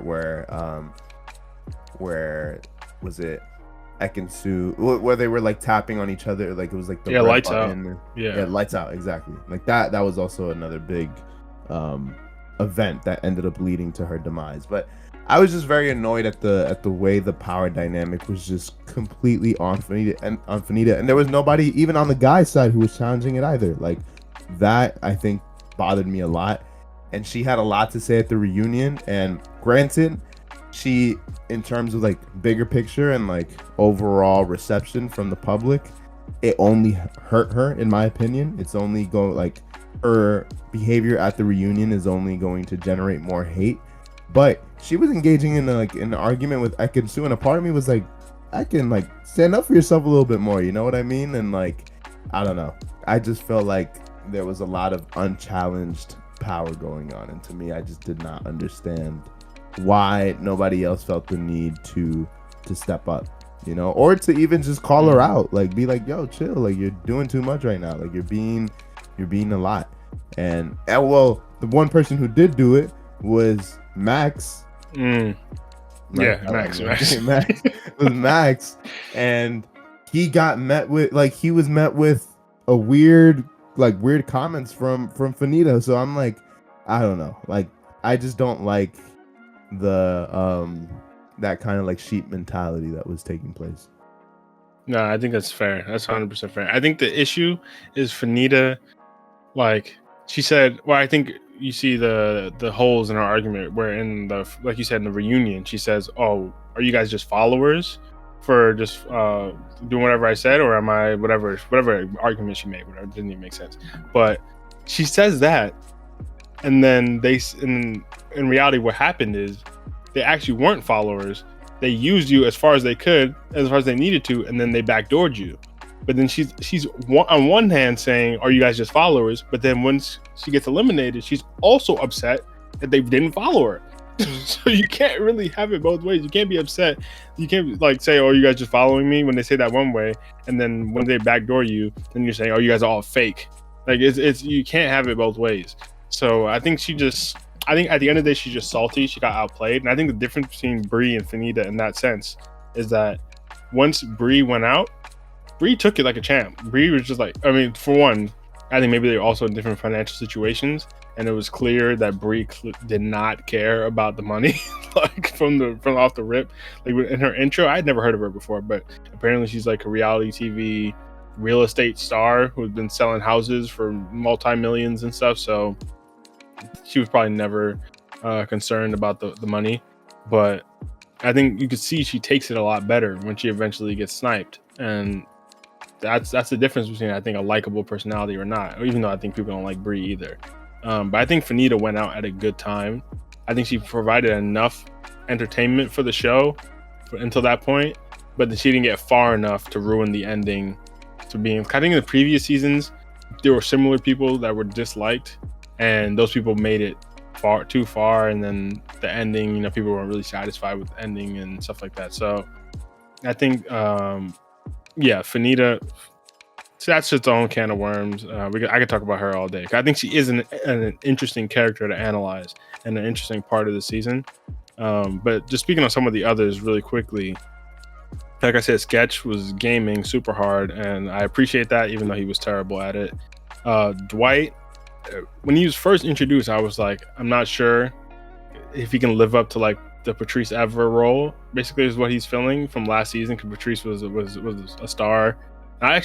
Dwight grew on me a lot over the season. I thought he was good vibes. He seemed chill. Obviously, he had his moment where he got inducted into the Hall of Fame while on the show. We could talk about that too, but that was a really dope moment to be able to see live. It's actually really impressive and lucky, because like, to compare to Big Brother, again, that's like a 3-month season. So of course there's going to be events that happen over the course of that time. But for Inside to be running for a week and they happen to have Dwight Howard in the house when he gets inducted into the Hall of Fame, I thought that was really lucky and really cool moment that happened on the show. And it was cool to see everyone like just really happy for him and stuff.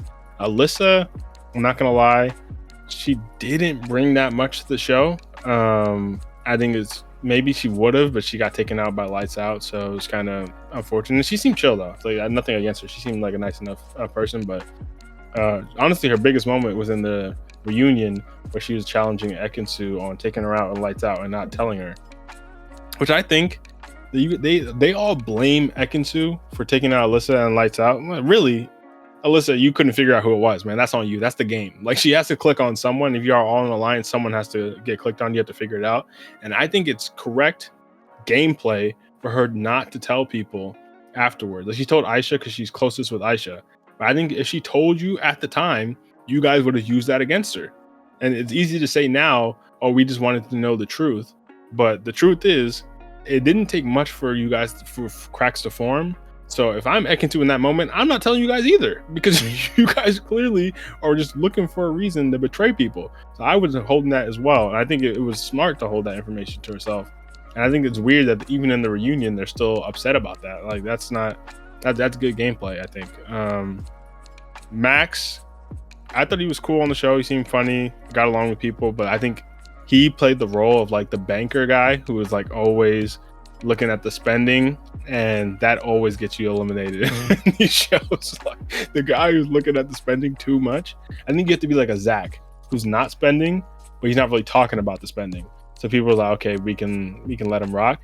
Max wasn't spending, but because he was talking about the spending, and especially when the biggest spender is like the leader of the house, that was never going to work out. Jay obviously just got bodied. Dwight, Jay's the most nothing. I wanted to see Jay in there for longer. I'm not gonna lie, but bro's run is literally like he's spending sneakily behind the scenes. He took the temptation, and then he got eliminated. Bro. He was, I think, what was his name from last season would have been, or maybe it was season 1. The guy that got mad at the can of Spam. Castillo or Castillo, whatever. Castillo. Yeah. I think he played that role. Rep. Yeah. I like to confirm an orange soda. To confirm 2 Fanta Lights, brev. Yeah. And speaking of something that really made that moment in season 1 was the commentary from Stephen Tries, who was this UK influencer comedian. Content creator, and he wasn't on the commentary this season. They had the hosts Valkyrie and Phantom which speaking on them, I think they did a good job as well. But I really miss his commentary over the top of the season because I think some moments he punctuated super well. Like that Fanta Light moment is an iconic moment because he orders 2 Fanta Lights and Steven tries like 2, like bro, like what the hell? Yeah, like yeah, that's like that's part of the charm of the season. I kind of miss his commentary. I think they were afraid that his commentary wouldn't land for a U.S. audience. I think it would have worked. But I think they were a little too afraid of that. But yeah, I think Mark and Zach, they seem like I literally never heard of this Mark dude before, but him and Zach seem like good dudes. Like at least over the course of the show, I'm not gonna go check out freaking Montana Boy content, or whatever. But I think those two, like over the course of the show, I was like, these seem like good stand-up, like genuine dudes. So I appreciated that as well. But if you want to get into this finale, I think it's about that time because they changed the format again last year or last season. I think it was something like the pyramids. Or they were opening these pyramids, and that was like the lying game, testing game, and they did that and then went into the split or steal.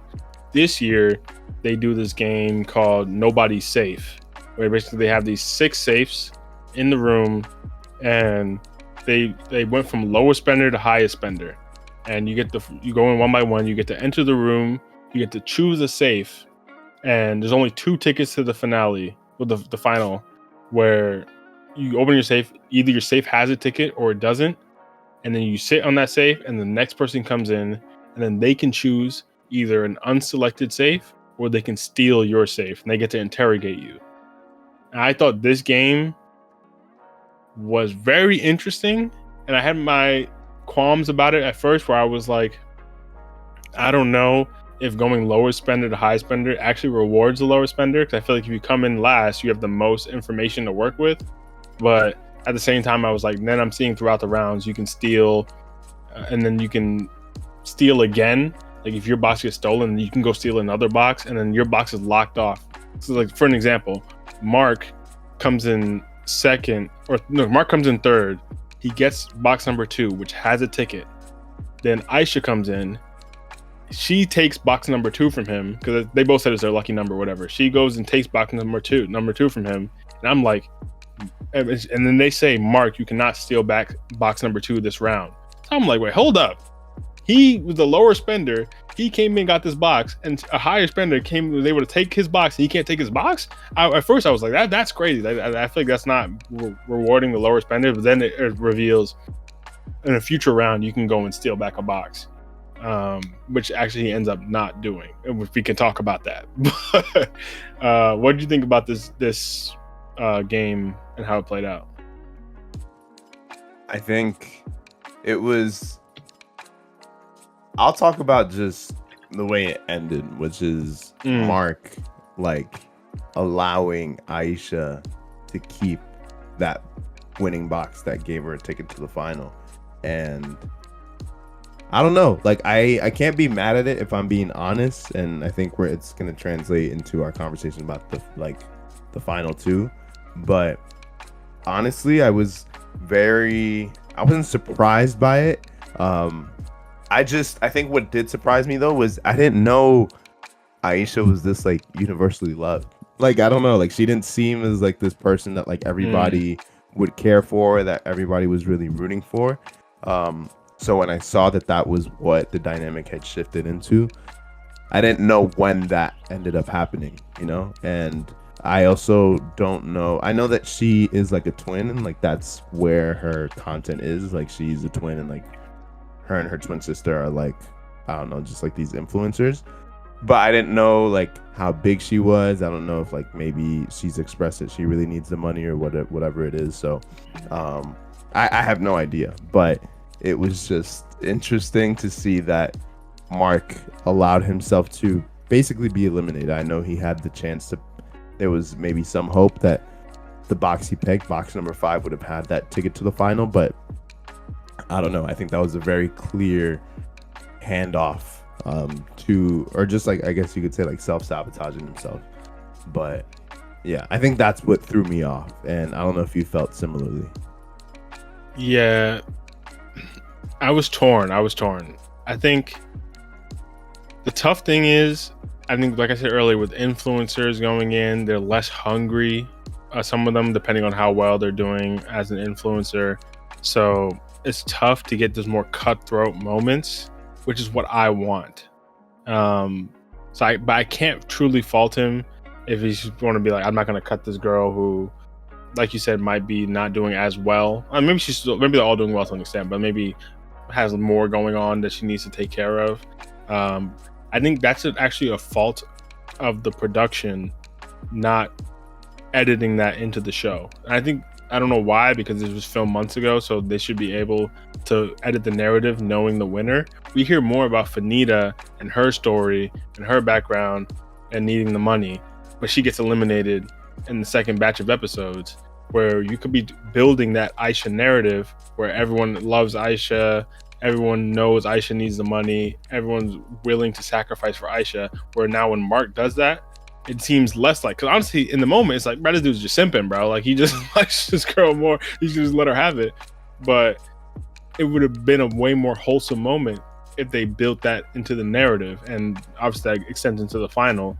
But at the time, it just feels like, oh, I guess Aisha is like the I forget her name, like the Middle Eastern kind of girl from last season, where everyone loved Farah from last season. Yes. Like, I feel like at the end, it feels like that's what her story was, even though we didn't get to see that over the course of the season. And I actually thought it was very similar to Maya from last season. At the end, just getting handed her way into the end of the game because dudes are just simping over her. Like, basically just what it was.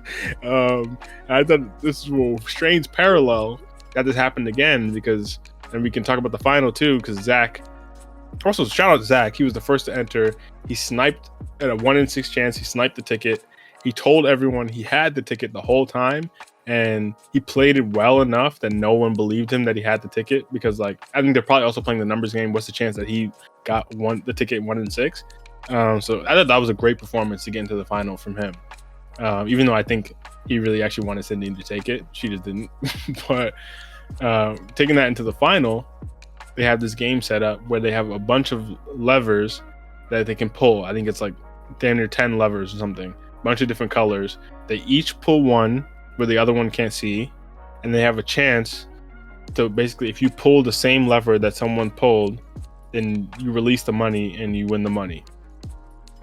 Aisha pulls first. Zach's out the room. She's going over it she's yapping. I think he's going to think I'm going to pick this one, but I'm actually going to pick this one because of this reason, whatever. She picks the red one. Zach comes back in instantly. Yeah, I'm going black, magic 8 ball, whatever. They both come back in. They do a coin toss for Aisha to choose first.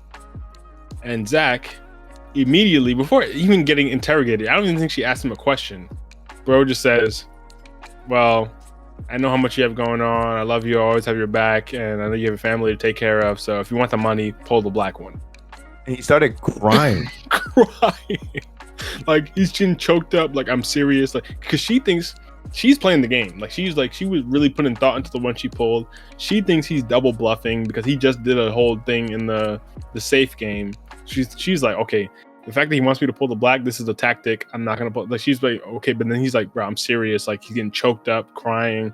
He's like, I'm like, pull the black, you will win the money. And she's like, oh damn, like, he might be serious. Okay, I'm confirming black. She pulls the black, and Aisha wins Inside USA season 1 with $303,000 and 50. With 303,000. Yeah, that's what they kept saying on the show, which is really weird. And 50. And 50. Yeah, they kept saying and 50. I'm not gonna lie. It's a wholesome moment. It's nice. It's sweet.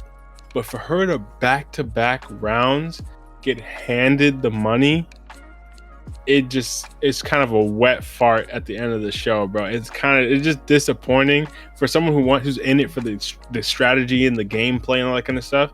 It was kind of just anticlimactic for me, like, just seeing that ending. Of course it's sweet, like, you'd love to see it, but the fact that we didn't get that edit for her to be sympathetic for that reason.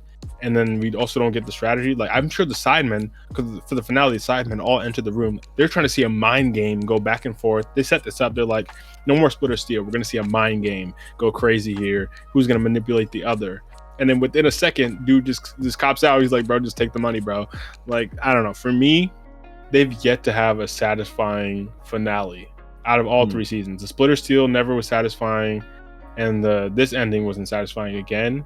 And I worry with Inside moving forward. Maybe we'll get some really cutthroat players in the future. But I worry because of the influencer thing. It all comes back to that. It's going to be tough to get a really satisfying ending. And I say satisfying in terms of like a entertainment, factor. Of course, this is satisfying in its own way. But what do you think about this basically gift at the end? Yeah, I think it's interesting. Even though I knew what they picked, I think to me it would have just been so funny to get that wrestling-esque heel turn at the very end. Like, that's I think what you want to see, right? Like, where you have these two people build up this like crazy amount of trust, and then they're kind of in it together, and then somebody ultimately backstabs the other person. And I think that would be cool. That would be really cool to see, I think, for the audience. And the producers can do it in a way where it's like, we went into it knowing what lever each of them pulled, but the producers can edit it in a way where the audience doesn't know what happened. And give them that big surprise at the end. So I agree with that for sure. I think as far as just like the characters who were left, I would have wanted to see Zach win it. I think he just was very entertaining in the season, and like I really liked what he brought. And I think him winning would have kind of been like cool, because he honestly to get to the final, he did everything kind of perfectly. He had the girls rooting for him because he's pursuing Sydney. He's not spending all that much money, so you want to keep him so they don't take anything at the prize pot. He's also doing really well in the challenges, which coincides with the fact that he's not losing them a lot of money. So he honestly played it perfectly, and the fact that we know that he could have won makes it even crazier to me. The fact that we know that the victory was right there for him and he just decided to sacrifice it is wild. It did still create its own little bit moment of like shock value moment, but I hear you in the fact that like it would have been nice to get like a complete swerve and then have somebody just play the game until the very end. Yeah, and I think even the Sidemen were sitting there like, there's no way, because they don't know. And I think I agree that's a good idea. I think they should keep us in the dark on what they pulled, so we don't know the level of manipulation going on. I think it's tough. I think since it's all edited ahead of time, they could do it, whether it's like if the mind game actually happens, we can know. But if you guys know this guy already just gave it to her, it would have been more interesting if we didn't know. Because the Sidemen are sitting there like, is this dude pulling a masterclass? Like, is he just crying on command, just getting her to pick this lever, and he didn't actually pull this lever? That would have been a more, like, I would have been on the edge of my seat more. But now I'm just sitting there like, okay, well, season's kind of over. Like, yeah, it was shocking that he just like copped out like that, but season's kind of over. Aisha won. Like, as soon as he started crying, I was like, okay, well, it's over. Yeah, that was, it's tough. I don't know exactly what they can do to fix that. I think really is going to come down to casting. And I think Zach was great casting. I guess he just he didn't feel like he needed the money at the end of the day.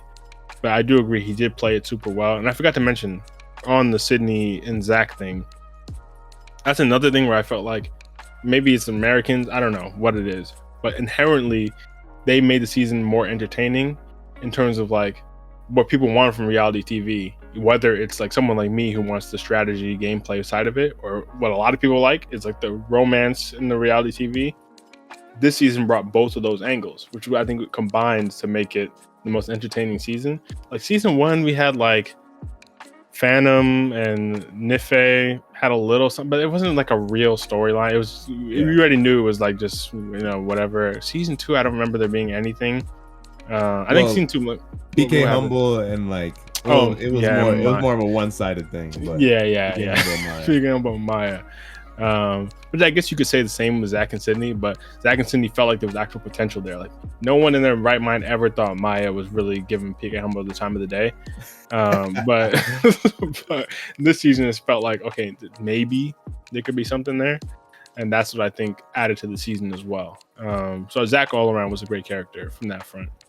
But yeah, Inside season 2 or season 3 or USA season 1, as I don't know.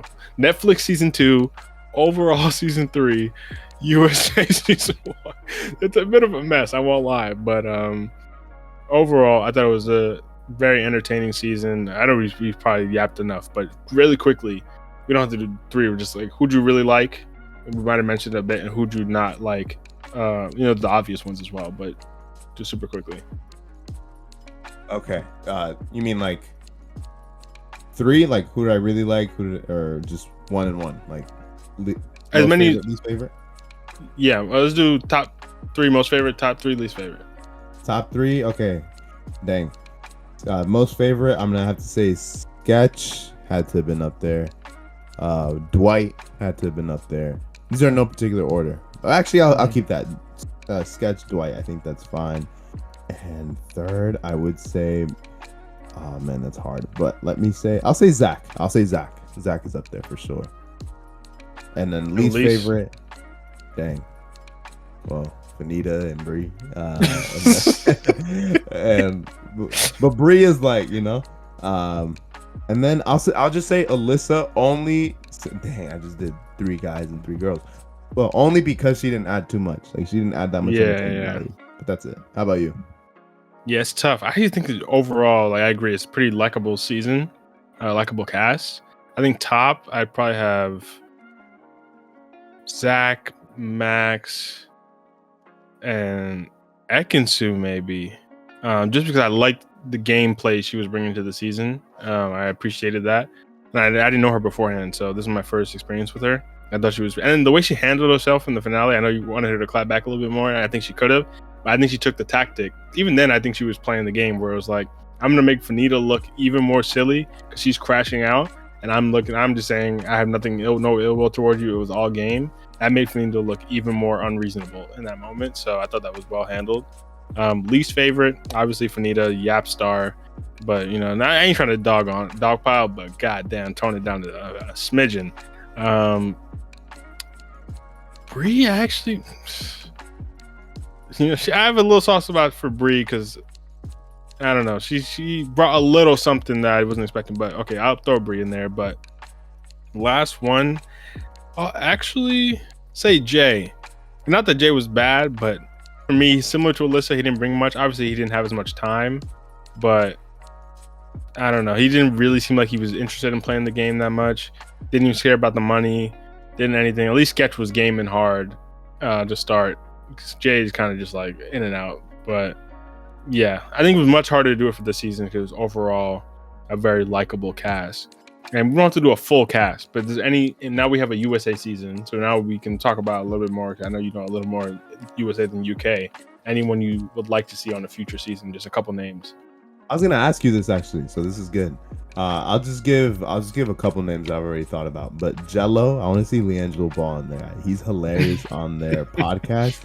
He would be so funny to have on there, and I think he has the potential to bring a lot. Who else would I want to see? Ray, who's like on stream with Kai. Like, I think he would be hilarious. Like, he would be really funny. Who else would I want to see? Honestly,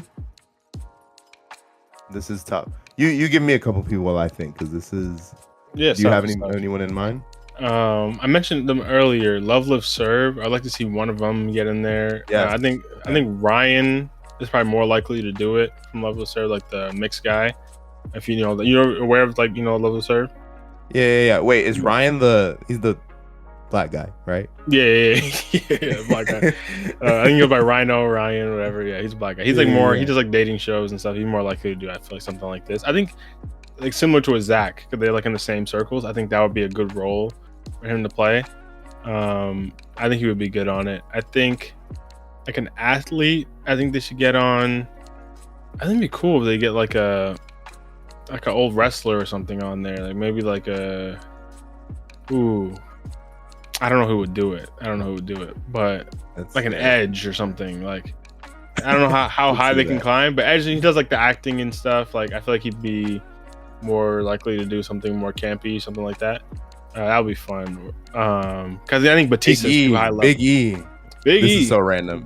Big E is like he has that like bubbly personality. I think it's tough because it doesn't have to be. But I think both with like Patrice and Dwight, it's someone that others in the house would know. Oh, and true, Big true, E, true, true. I don't know how much he would have crossed over to the mainstream. I think Edge, at least you get some people who might have grown up watching Edge. But I don't love that people know each other going in. I think that I think in the finale, they low-key exposed. I think Zach exposed, like maybe not even intentionally, that some of the girls were pre-gaming before the show. That they were like already coming up with alliances and stuff. I don't like that. So I actually don't like that people might know each other before going in. To me, that kind of ruins it a bit. So I don't know. It's tough. Any other US creators? I think Ray was a great shout. Maybe Jason was already on. Adapt would be funny. FaZe Adapt would be hilarious. I feel like I don't really watch him like that, but for clips I've seen, he just seems so stupid. It would be funny to see him on the show. In that same breath, can you imagine B-Lou on Inside? Like I know B-Lou. Zeus is like the obvious pick, but B-Lou would be insane.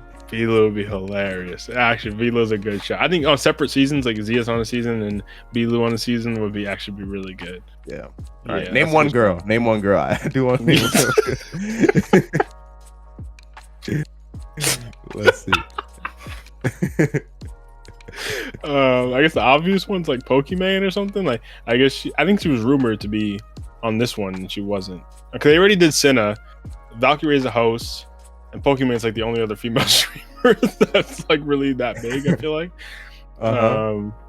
YouTube, I don't know any female YouTubers like that, but streamers, Pokemon's probably. I don't know how entertaining she would be though.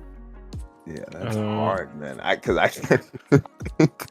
about Alexia? I know you don't watch the show, but is there any content creator out there you'd be like, okay, if they were on, I might have to check it out?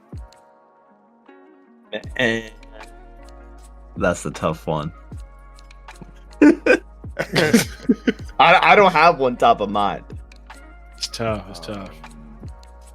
Dang, maybe who's like a failed rapper? Like Tekashi 6ix9ine. No, that'd be crazy. Insane. That'd be crazy. He's probably way I've too been seeing him popping back up from some interview he did. So funny, dude. It is funny. Yeah, him talking about it's so funny. It is funny. Crazy cases and past, but he was part of an era. Dang. Yeah, who's like maybe from the Clout era? Maybe like I don't know. This is hard. This is tough. Really, it's tough. Really, because Alyssa Violet was a poll. It was actually a poll. I was gonna say DDG. I forgot he was actually on the last season. Damn. Maybe like I never was into that whole content creator sphere where, I feel like it's a lot of people intermingling and stuff. I don't know. I was always gaming YouTube. Not a woman, but Drewski. Drewski would be insane. Drewski might be too expensive too, low key, but yeah. Theo Vaughn. Like a podcaster. Hey, I didn't think about podcasters. Yeah. Actually, Theo Vaughn would be. Actually, I would love Theo Vaughn on there. A comedian, really good. I think they need a comedian on most seasons. I just got to interject. I tried watching like some Theo Vaughn comedy special that was on Netflix. I was like, I never seen this dude do a show. That shit was terrible. Stick to the podcast, man. Was it really? Dang. It was bad. It was better off the cuff. Yeah, way better just off the cuff talking with people than going into a set. That's tough. That's tough. I guess we'll make him great for something like this. But yeah, that's rough. I never thought is he the one I heard like years ago? He had some joke about like mahi mahi or something. Like he was like, everyone, you ever heard of like where mahi mahi come from? Like God just creating new fish out of nowhere, like mahi mahi. That sounds like something he would say. Yeah, that's super random. Maybe like a fighter. I said a wrestler, really. Maybe like a fighter also could be good. Like not washed up, but like an older boxer or something. Wow. Before you said washed up, I was gonna say Ronda Rousey. Mike Tyson, Jake Paul, round 2, inside. Mike Tyson would be interesting. He probably could use the bag, man. If he's fighting Jake Paul. Yeah, maybe he's too old to do some of these challenges. I don't know, but and too expensive, of course. It's tough that we can't name anyone. It's so bad. Like Pokemon's the only one. Oh, Extra Emily. I don't know if you know who that girl is. I know she like did some collabs with Agent. That's the only reason I know her. And she was on like that streaming university thing. I think she blew up from that. I never watched her streams personally, but I've seen her like in clips, and she's like a super bubbly personality from what I've seen. I think that would be a good dynamic to have on the show. And she's not as big. Like I feel like Pokemon. I think it's good that Valkyrie was the host and not on the show. Pokemon, like I feel like a little too big. They wouldn't care as much about the money or whatever. But like Cinna was a good level, especially when she came on. I think Extra Emily is probably at a similar level now. Yeah. So I think that might be a good one. Yeah, and just an interesting personality type to have on the show, because I don't think we have anyone like that who's just like extra bubbly just for the sake of being bubbly. That's good. That's the best I can do. I don't know any I have somebody, but I don't know if she's that known. Her name is Jess or Jessica. She's like on TikTok. She's very like New York coded, so she's not that big, but I think they'd be able to afford her. She's just somebody who like talks into the camera and like talks about her life, but she has the potential to be, or she is very hilarious. Like she's honestly hilarious. I could also see them going like the Wendy Ortiz route. Like she's like a very popular like TikTok person now that like I saw her on like Streamers University, and like ever since then I just see her around like all the big people, but I'm not too keen on her content. I think TikTokers is probably what they'll tap into, which I don't know enough about.